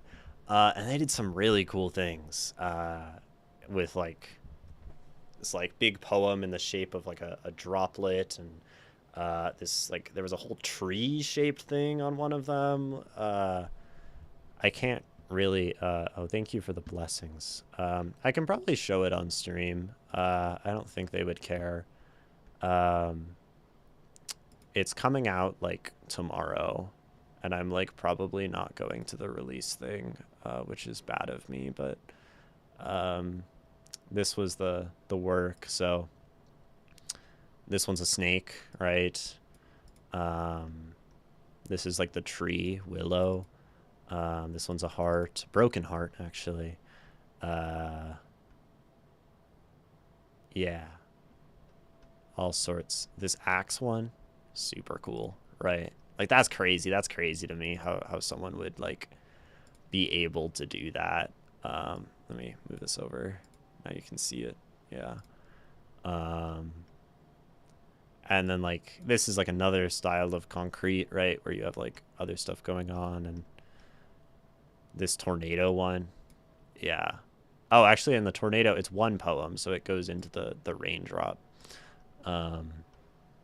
This one's badass. Yeah. Cool shit. I don't know if they're going to be able to do online orders, but if anyone sees that and is just enamored, I can send you the information once it's released. They might be able to ship copies. But definitely, like, DM me. That is freaking cool, right? And it's edited by me. Which I did the copy editing for it. So that means you can go through and scour it for grammatical mistakes, and when you find them, you can lord it over me and say, Imogen, you missed this. You missed the this mistake or whatever on the poem, and then I'll cry.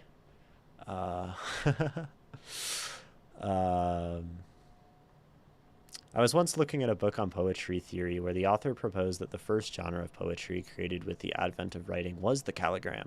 Before then, all existing meters were memorized, and the idea of drawing with words was very innovative. That's interesting. The word, you missed the word. Yes, Ozzy, just like that. I would encourage you all to do so, because that would mean you're buying a book from two independent artists who I quite like. My friends, right? We're gonna take a break, and then we will come back. The word, Imogen, the word. Yeah, that's how I feel when I'm like misreading people's poems on stream, and they're like, "You missed a word." I'm like, "Fuck, the word! I missed the word." I'll be back in a few minutes. Drink some water, stretch, bathroom, take care of yourself, do something kind for your body, and we'll return shortly.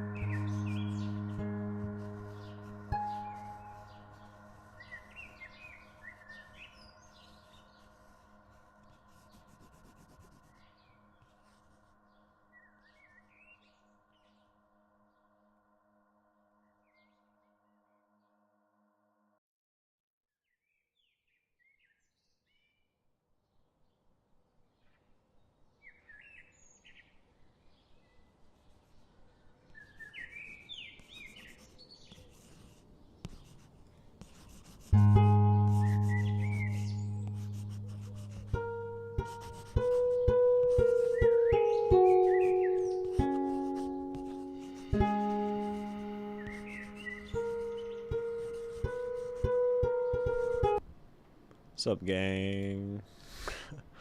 We're back. We're here. We're alive. We're well. We're kicking it. We're still kicking. We are not dead yet. We've not called the dentist or something. Anyway, we are back. Is what's happening. And we are reading one more piece of writing. And I think it's going to be something from Ray, unless Nikona shows up and says they want me to read their thing. Or the French dude didn't marry a lesbian, yeah. Ray, you have, like, so many things. You have the Rarity Bubble, which is a title that kind of interests me. You have... Can you just tell me what you have submitted, honestly? Like, could I get, like, a synopsis of things?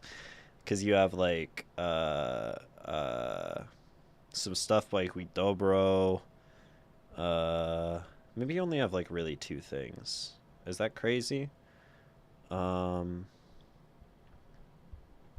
mean, maybe there's older stuff.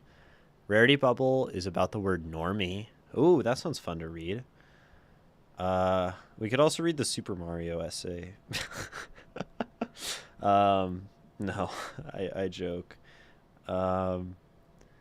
Guys, why...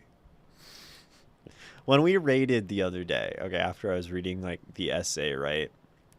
Y'all told... Who did I raid? I forgot who I rated. But y'all told him that we read, like, the Mario essay from the meme, and we didn't actually read it. And I was like, what do I do here? Like a defense of normies. Okay. I like the idea of a defense of normies. I think that's kind of subversive. People hate normies, right? Yeah. Okay. And are you fine with me not writing on this, Ray, or should I try to download this as like a PDF and scribble on it? Do you have a preference? I'm really fine with either. I'm just not going to do it if you don't want it because it's more work. I guess by now I probably could have just done it.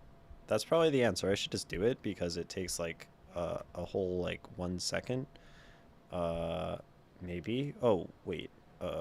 Yeah, I can just save as a... No, can't save as a PDF that way. Find it not right. It's more work. Thank you. Cool. I actually don't know how to download something as a PDF from Docs on an iPad. Because you can, like, share and export, and then you have, like, save as a doc. But... And on laptops, you can hit print and then hit save as PDF, but you can't do that on the iPad. For those who are afraid by the title, we are not going to be reading this in Espanol, because I would struggle too. We are going to be reading this in Inglés. But if you're a speaker of Spanish, know that Ray writes all of his works in both English and Spanish, which is badass and super cool and makes him better than all of us. So, yeah. King shit, as they say. As I read this, Ray, Do you have any you know the spiel? You're in stream so much. Questions, comments, thoughts, guidance, direction, things you'd like me to ponder, seeds you would like to plant in my mind before I begin. Prime me, all of that is welcome, encouraged, but not required. But I really don't have to tell you that.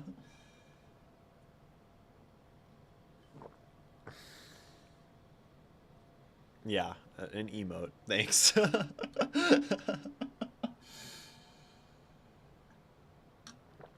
Type shit.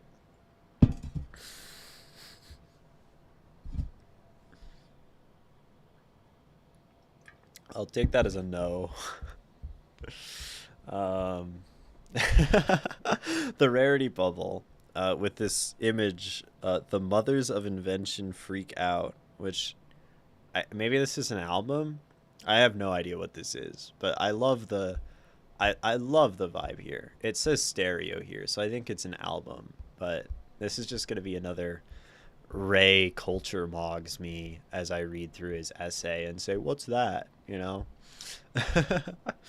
um, but no, I don't think so. This actually looks pretty chill by Ray's standards. Zappa, okay, I know Frank Zappa. Yeah, this is gonna be a good one.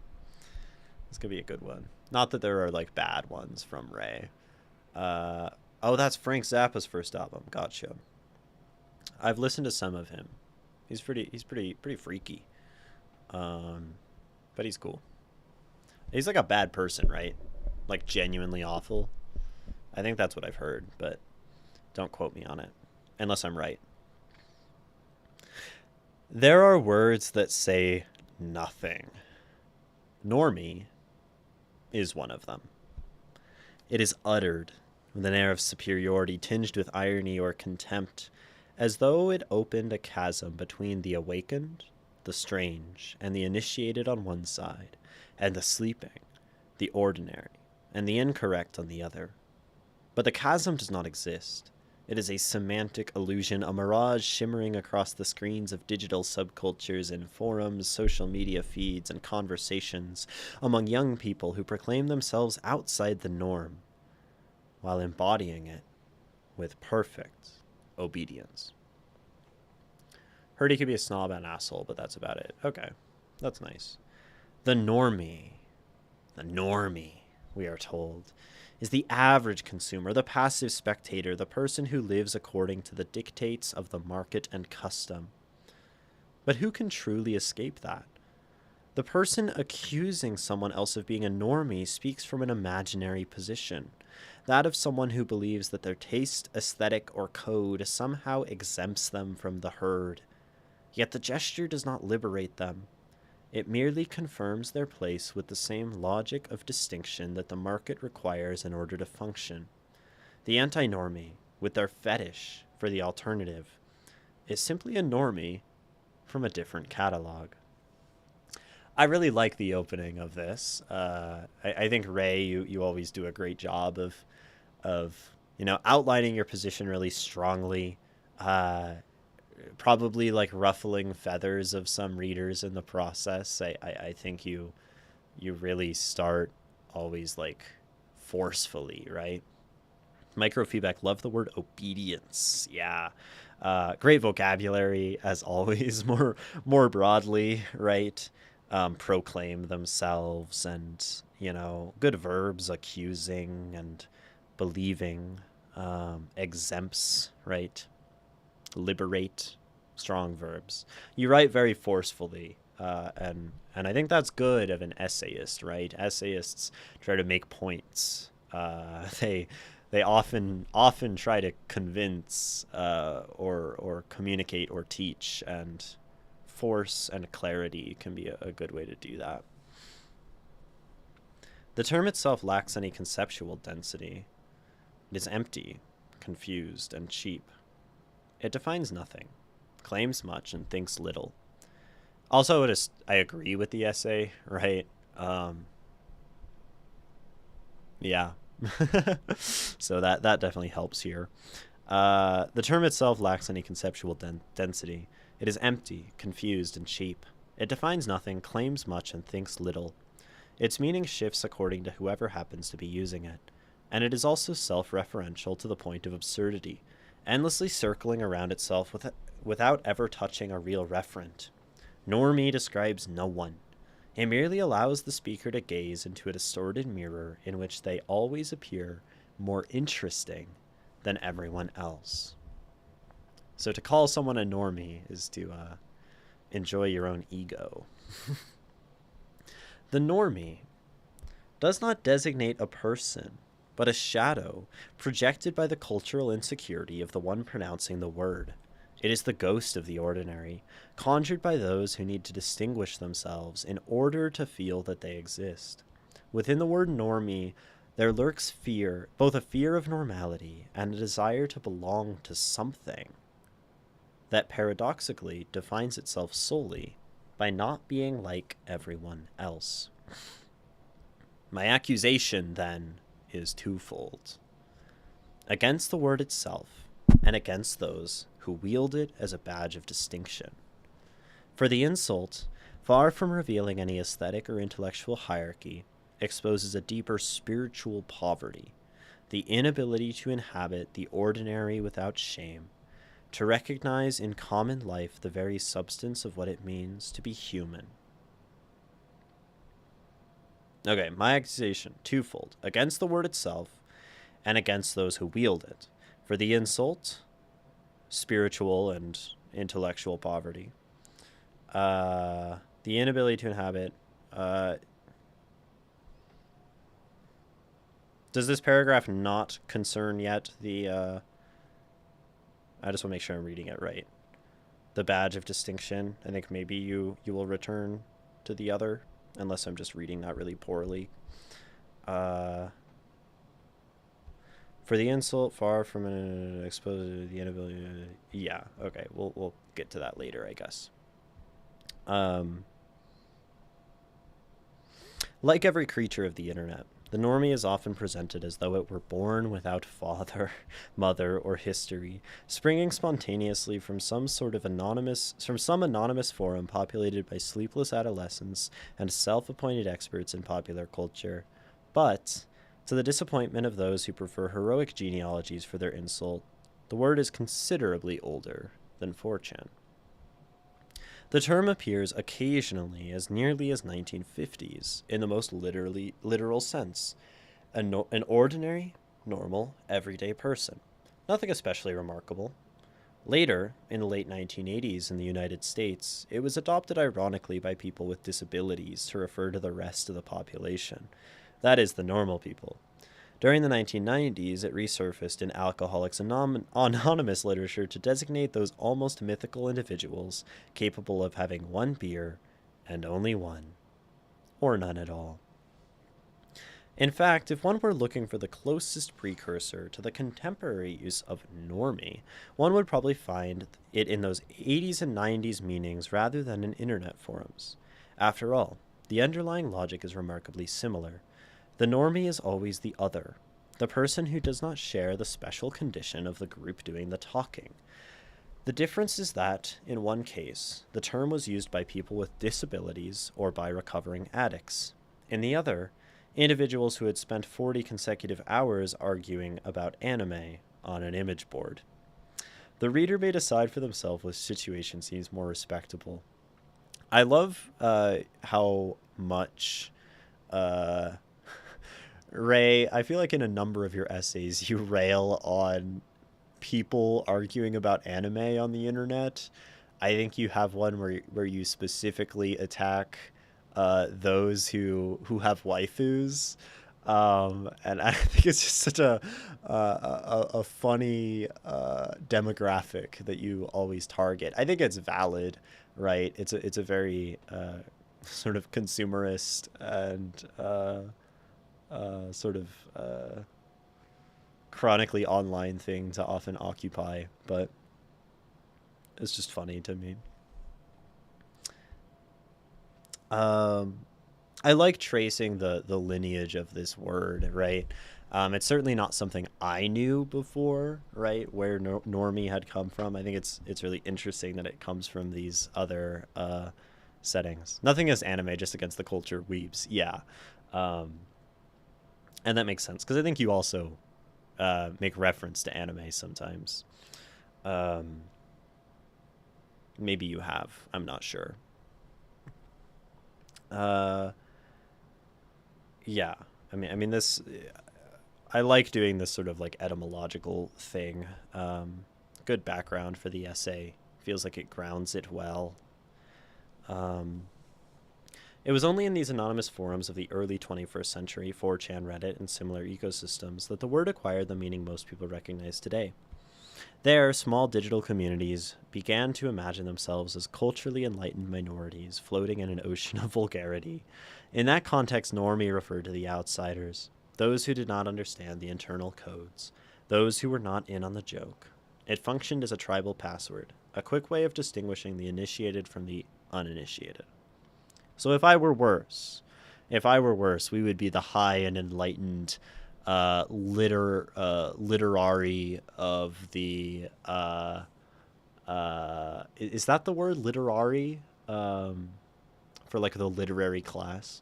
Um, we would be the high enlightened literary of the internet here on Twitch on my stream, and everyone else would be the normies. But I think I avoid those narratives well enough. The literary high lords, yes. That's us. Over time, however, the term suffered such severe inflation that it eventually came to mean little more than a person who is not exactly like me. Thus, a word that once described genuinely ordinary individuals ended up being used primarily by people who regarded a fundamental anthropological distinction as having watched a television series 6 months before the rest of the planet. The original usage retained a certain innocence. To call someone a normie was simply to say that they were not initiated, that they could not participate in the games of an emerging subculture.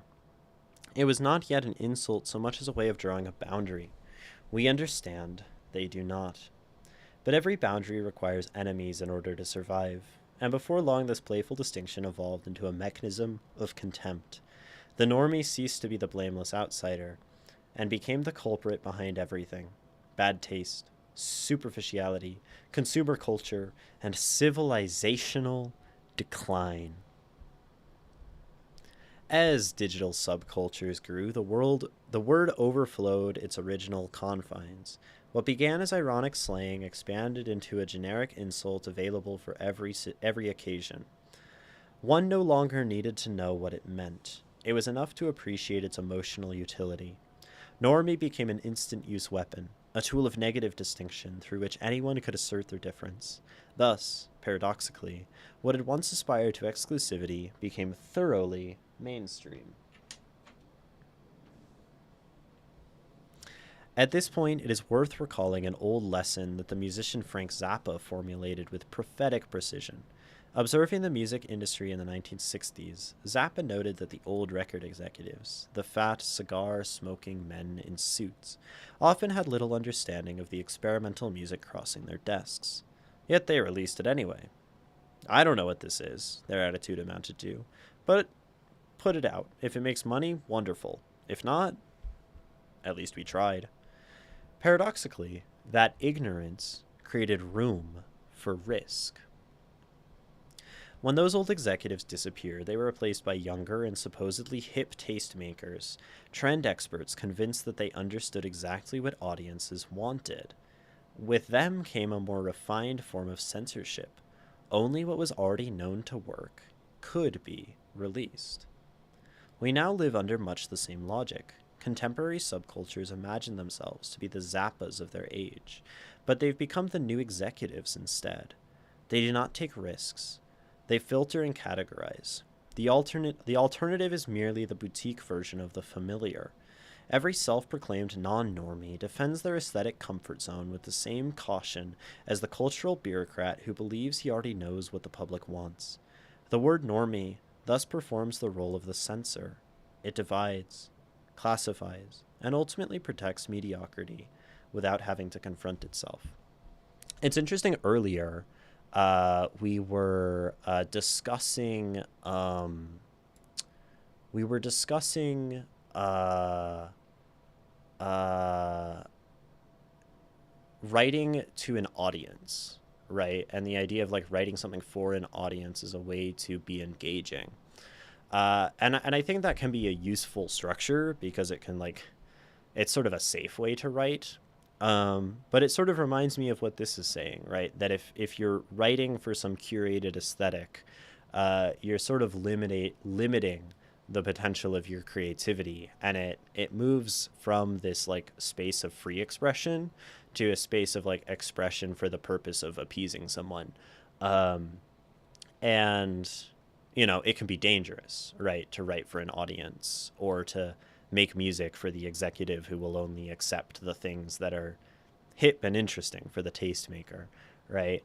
um, so it's an interesting line that an artist has to walk to create freely, to create things that will be subversive, not necessarily accepted, but maybe are expressive and true to oneself, um, against like the impulse to create for, maybe capital.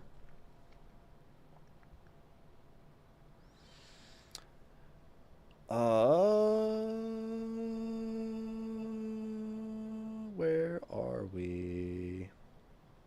Did I read this paragraph? Yeah. It can also go into writing for the recognition. So the art is not in the end, not the end in itself, but for the fame slash glory. Yeah, totally. Um, and that's not necessarily wrong.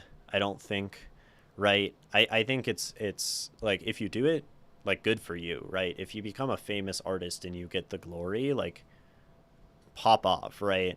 I think this is a reason why people tend to hate like the Rupi Kaurs of the world, the poets who get famous and then they're like, these people's work sucks, um, because they've sort of entered into the space of normie, uh, and or maybe they've written in a way that's societally and culturally acceptable to be profitable and famous, and so the person expressing themselves deeply feels scorned because they feel they've done something better, and it's really important to, I think, uh, just create, right, and maybe not not do that other part.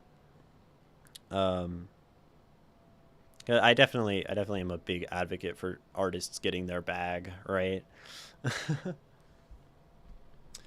um, As the term spread, it gradually lost whatever connection it once had to reality. It ceased to refer to a particular kind of person and became instead an identity gesture, a performative act. The person who says normie is not really describing someone else, they're describing themselves. The word serves to place its speaker outside the ordinary, if only for a few fleeting seconds, within a fantasy of cultural superiority. Yet that fantasy, like all symbolic hierarchies, is built upon nothing, begins to dissolve at the moment it is spoken aloud.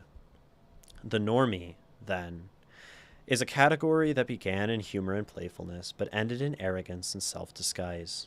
Its genealogy reveals an uncomfortable truth. The more obsessed we become with not being normal, the more we end up resembling one another.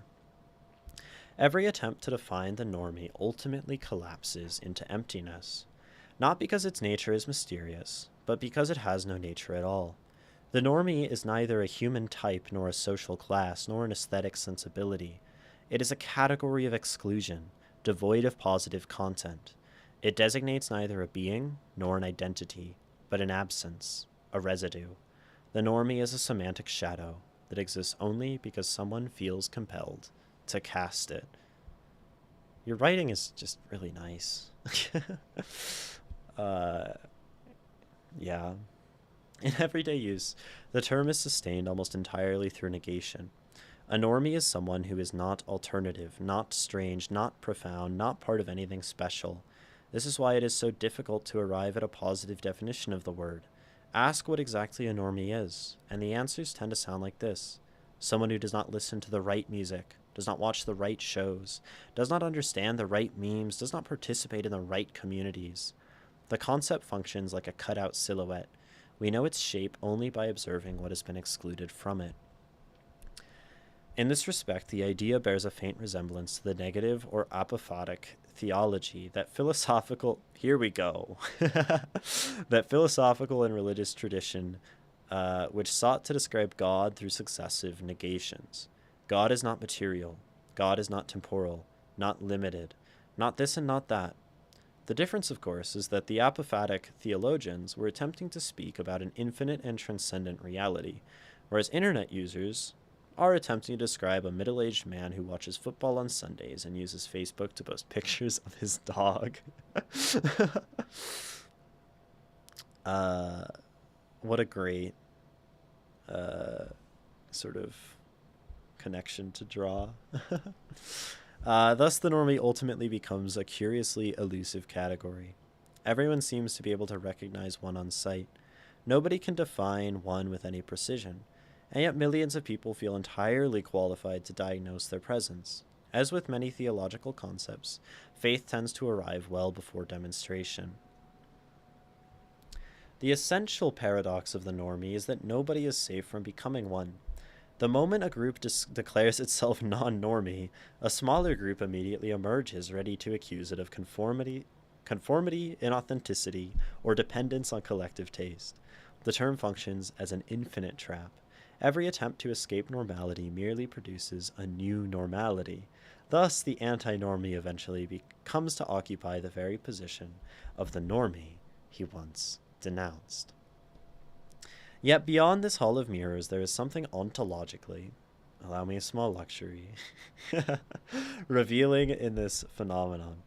The normie does not exist as a subject, but as a reflection of the absence itself. A cultural mechanism for postponing one's confrontation with personal banality. Okay, I'm going to read that again. Yet beyond this hall of mirrors, there is something ontologically. Ontology is I always like,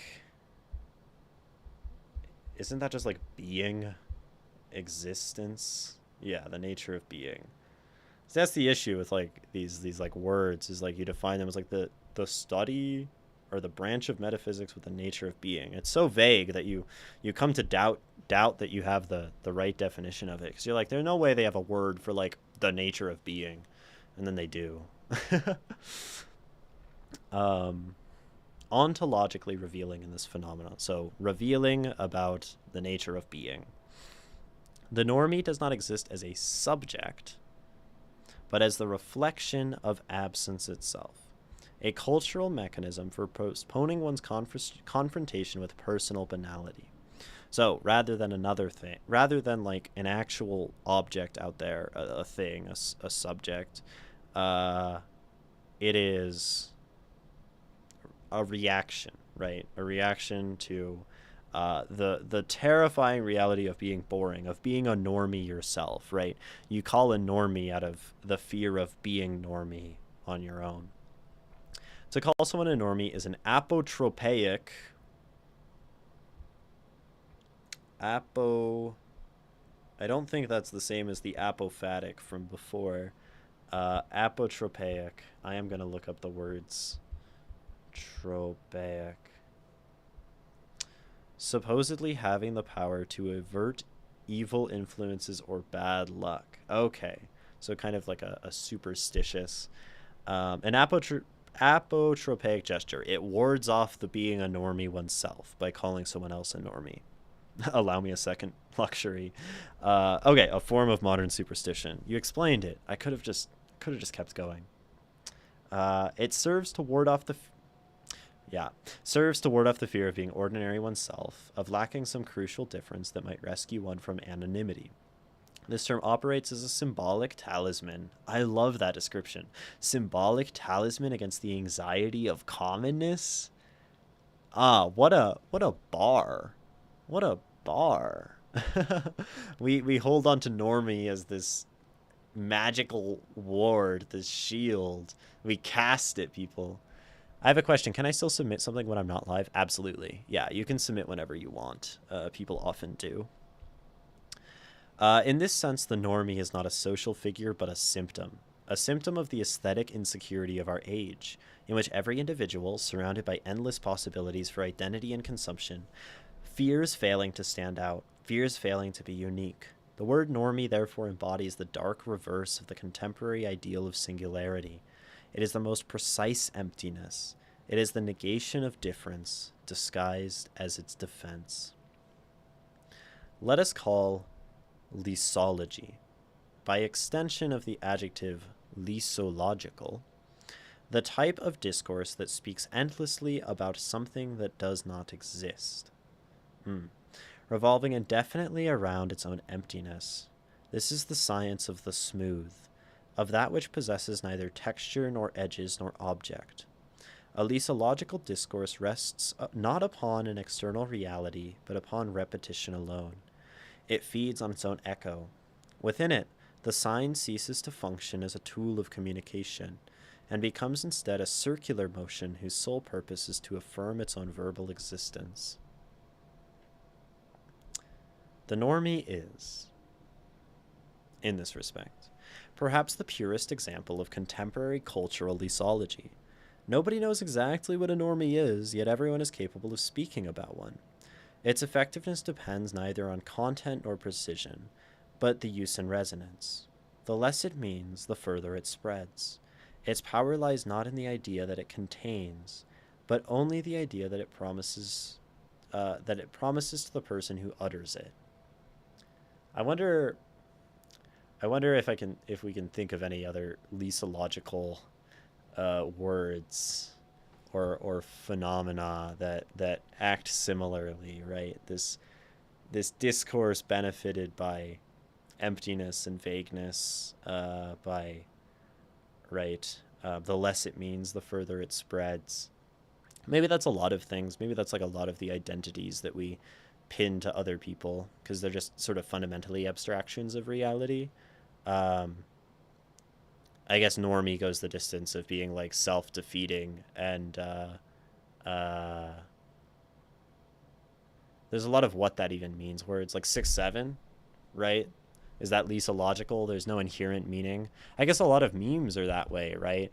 They're funny because of like just cultural use and like a sort of acceptance of um and like they spread and like you'll have like the kid doing it having never seen the original video, which sort of makes it like a like a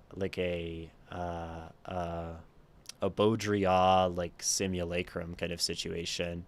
um Not the 6'7" mention. It happens far too much on this stream. um I'm already vanishing like what Thanos did. Yeah. um it's just a good recent example, right? uh Digital subcultures. Otakus, metalheads. Oh yeah, metalheads do it a lot. Gamers, cinephiles, yep. Niche aesthetes, devotees of lo-fi, vaporwave, or VTubers, present themselves as refugees from the masses, symbolic trenches where the normal is unwelcome. Yet their opposition to the normie functions in reality as a mirror. It is thought it is through the act of identifying others as the masses that these communities recognize themselves, and that recognition is little more than a ritual distinction that confirms their dependence on the very thing they claim to despise. Um, uh, I think a word that I've heard is atomization, as this sort of like subculturing and othering on the internet, uh, that each community becomes this independent and like concentrically contained sort of group that cannot exist among others and cannot bond, right? Or even the individual becomes atomized through being pushed into subcultures and that kind of thing. Most music theory is kind of lesological, or has circular logic behind it. Oh yeah, absolutely, that makes sense. Um, I know what 69 means, even if I found it annoying. Lol. 6'7". Why the fuck is it even funny? Lesological, yeah. Something with no existence, though, is a discourse that continues. Smaller and smaller, yeah. Um, for in the end, the alternative has become just another version of the same. Subcultures reproduce the patterns of mass consumption they profess to resist. They standardize tastes, canonize symbols, repeat the same jokes, the same icons, the same songs. Their difference is a mirage carefully sustained by algorithmic circulation, the illusion of being outside while being more deeply inside than ever before. The metalhead who scorns pop music listens to the same tribal obedience to the dozens of bands that sound nearly identical to one another. The otaku who mocks the mainstream remains chained to the industrial system of serialized entertainment, consuming the same formulas season after season. The gamer who imagines himself free plays within the confines of a closed marketplace, whether at the mercy of AAA titles, casinos and brothels disguised by UX, UI, HUDs, and inventory systems, or endlessly replaying classics and indie recreations of those same AAA experiences. In every case, the insult normie functions as a symbolic purification ritual, allowing people to continue consuming without guilt while imagining themselves safely on the margins. What a beautiful analysis. And yet, genuine difference tends to occur quietly, in places no one is trying to be different at all. A street sweeper may return home after a long day, open a copy of Dante, listen to Bach, or watch Fellini without announcing any of it online. He has no need to declare his distinction, he simply lives it. Meanwhile, those who proudly proclaim themselves alternative are often incapable of sustaining a single experience without making it visible, without displaying it as proof of membership in a tribe. In the end, the true normie may be the person who feels no need to prove anything at all. Hi, Kutara. Thus, the real normie is not the one who watches what everyone else watches, but the one who desperately needs to differentiate himself in order to avoid seeing his own reflection in the crowd. The anti-normie, with his elaborate machinery of distinction, is the perfect normie, the most disciplined consumer of the simulation of difference. The insult normie is not a declaration of cultural war, but a symptom of our age's peculiar illness, the terror of discovering that one is perfectly ordinary. The normie represents everything contemporary culture forbids us. Culture forbids us to be average, commonplace, statistically predictable. The normie represents everything contemporary culture forbids us to be average. That might be like a rare Ray grammar thing, unless I'm reading that poorly. The normie represents everything contemporary culture forbids us to be. Oh, comma, average, commonplace, statistically predictable. The colon. Yeah, okay. Crazy what one little punctuation mark can do. Pull me out of the whole piece. We're encouraged to cultivate unique tastes, unique identities, and unique experiences, to the point that millions of people spend a considerable portion of their lives trying to prove that they do not belong to the crowd. Naturally, they accomplish this by forming communities of thousands, dedicated to the exact same project. By the way, Katara, we're reading an essay by Ray about normies, and that calling people a normie and trying to be different fundamentally makes you a normie because it just enables you to consume in the same way that everyone else does in your hyper-specific online niche. I really like it. Within this landscape, the normie comes to embody the person who simply refuses to participate in the race to be different. Their calmness, their lack of aesthetic anxiety, their indifference toward distinction itself, irritate those trapped in the endless loop of identity performance, what often is not their normality, but their refusal to take part in the spectacle of difference. Thus, the word normie is less an insult than a confession. It reveals the anxiety of the speaker, the fear of possessing no truly distinctive features of one's own. It is the desperate cry of a subject who needs to be other in order to exist, yet finds only prefabricated differences, neatly packaged and ready for consumption. The fear is not of the normie, but the possibility of being one. The normie, therefore, becomes a mirror, reflecting the contemporary crisis of identity, a culture that no longer knows what it is unless it stands in opposition to something else. In a world where difference is mass produced, the ultimate horror is to be ordinary, because the ordinary, shared experience, belonging, the quiet rhythm of everyday life, no longer possesses market value. To be a normie is paradoxically the one thing that cannot be performed. And for that reason, perhaps, the only thing that remains outside the spectacle. The normie does not exist. It is a useful ghost, an ideological projection cast by the hypercultural subject who needs something against which to define his own emptiness. A category invented to sustain the illusion of standing outside the system while swimming comfortably within its most accommodating center. Every time someone says normie, what they are really saying is, I do not want to resemble what I fear I already am. Take a drink every time you read normie. Oh God. As a non-drinker, you know, sometimes, I think it would be really fitting for this piece, and it would be great to see me continue to slur my words as we go longer into the piece and just fall apart. But I will not sell myself in such a way. Um, I feel like they should teach this essay in schools. Like this is so good. Um, and it's like detailed, but it's not like too complex or too like unapproachable. Um, it doesn't, yeah, it doesn't go off the rails. um, I do not want to resemble what I fear I already am. It's okay to be a normie. Hell yeah. Against this inflation of uniqueness, this symbolic economy in which everything must be exceptional, different, or irreproducible, it becomes necessary to recover the value of the common.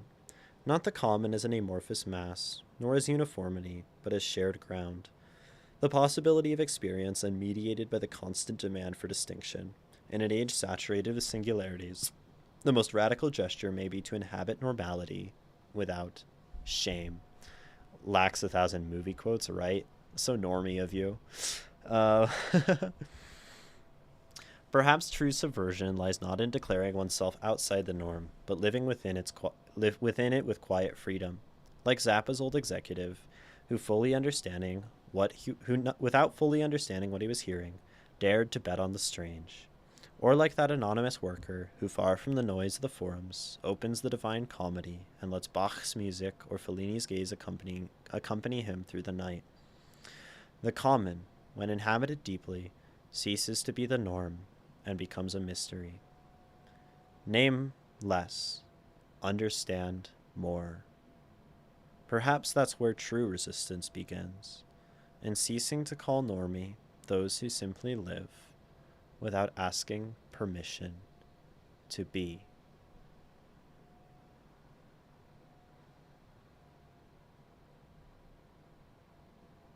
This is my favorite thing you've ever sent, Ray. Of anything I've read from you, I really really love this essay. um, it doesn't say too much, but it's not too short. It doesn't feel like it's repeating itself somehow, even though you say normie 3 times every paragraph. Um, the ending, uh,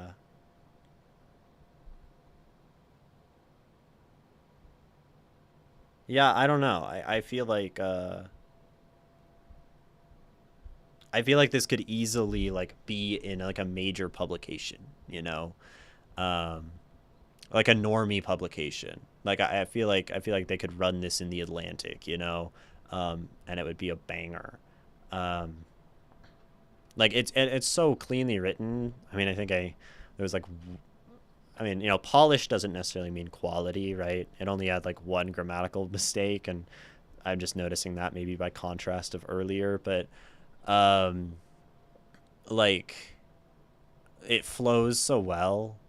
I didn't really feel like anything like ripped me out of the piece except maybe ontologically, which you then explain, and whatever the other one was, which you also explain with the talisman thing. These great potent metaphors, the talisman, dude. Um, like it's I don't know. It's such a it feels like such a an effective analysis of modern being. And like I've written a number of things or tried to write a number of things that like try to express ideas within this, like constantly, dividing and identity and capital driven like online space and broader like modern culture. Uh, and I just think like as a piece on modern times in like modern social and political structures in like the internet era. Maybe not political, it's mostly social. Social structures. Um, it's so good. Um, you know? Like send this to a publisher or some shit. I don't know. Like I don't have. It's like genuinely. If I read that piece in something, whether it's a collection of essays or a magazine or whatever, or a, where like I don't know. I feel like this is like fucking sick. This one I've actually haven't sent to magazines. I think of anything I've read of yours, this is like the most like concise. It has like this one thing going throughout. It's like a conversation on modern culture that I feel like people just don't talk about enough. It wraps up so well. Like has these nice through lines, callbacks. I don't know. Um, and it's already like polished. Like it's already like finished. An editor would have like so little work to do. Um,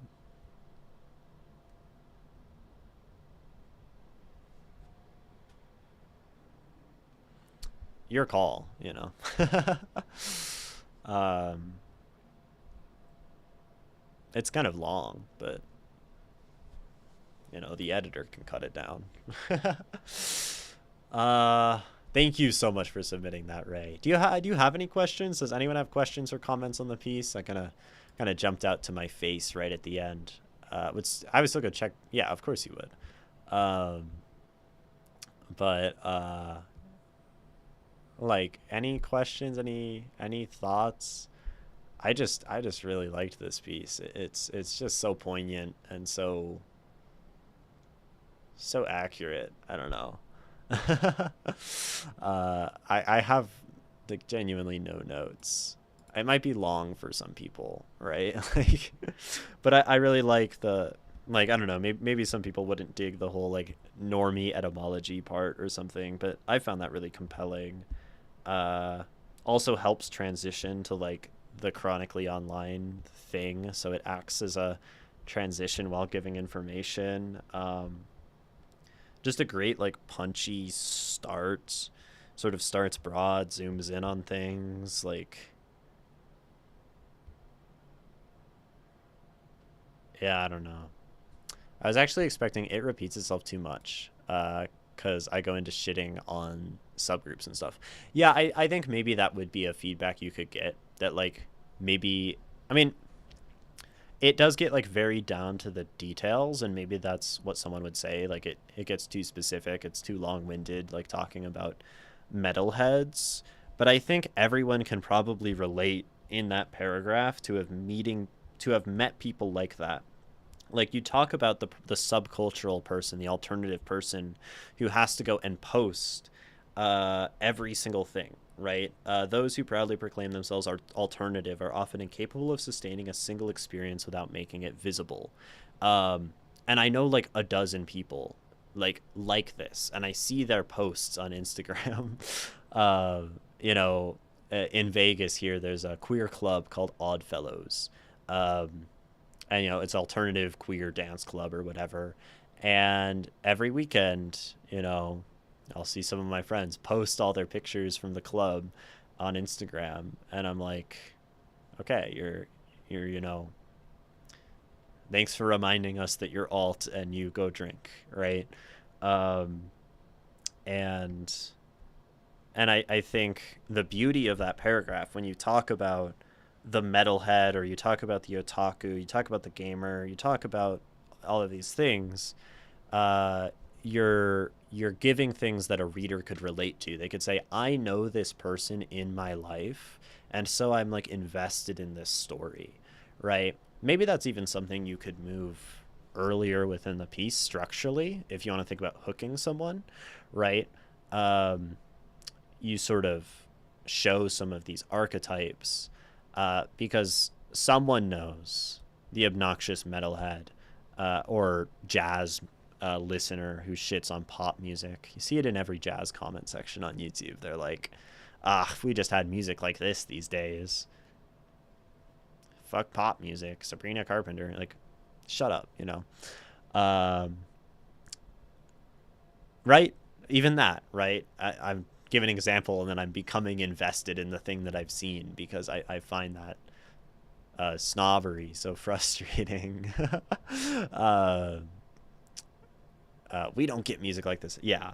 Um, and, you know, and maybe for some people, for some audiences, right, to go into the leasology idea is maybe a step beyond, and you could almost just cut the leasology section for some audiences because it's just a bit abstract, right? And not it's a little ancillary to the piece in some capacity.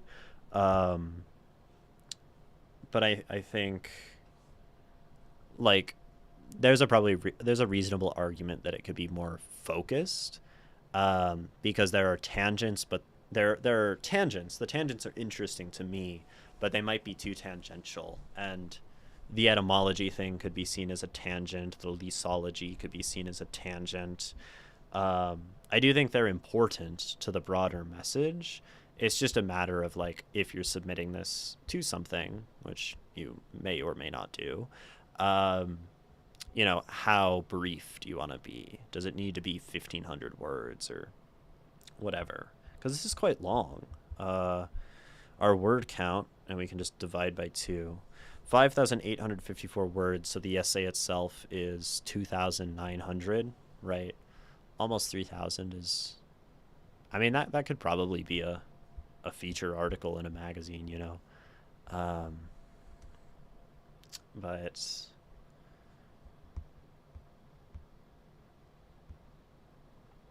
yeah. I went with the leasology, as in the Greek etymology, closer to the Spanish liso, because smoothology sounded goofy. I see. Um, yeah, and it's sort of like I think some people might get lost at the inventing words from Greek, right? um, but me saying that doesn't mean I dislike that part of the essay because I did enjoy that part and I thought it was a very good way to describe that. Um, yeah. Anything else? Questions? Sabrina is a gem. Sabrina is a gem. Yeah. I 2 summers ago I listened to Espresso like all summer. Like I'm fine with that. It's a good song. um, yeah. It's so strange to me. Like why hate pop music? Just like some pop music and like jazz. You can like jazz more than you like pop music, but don't be an asshole, right? Thank you for submitting this, Ray. Thanks for the feedback. Absolutely. Yeah, I really enjoy it. So my feedback should all be with that understanding. Um,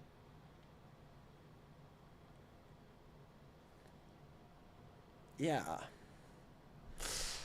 that's the fourth thing we've read today. I think it would be unwise for me to read anything more, but that just means we can look forward to on a future stream. Jazz has just popped from the past. Right.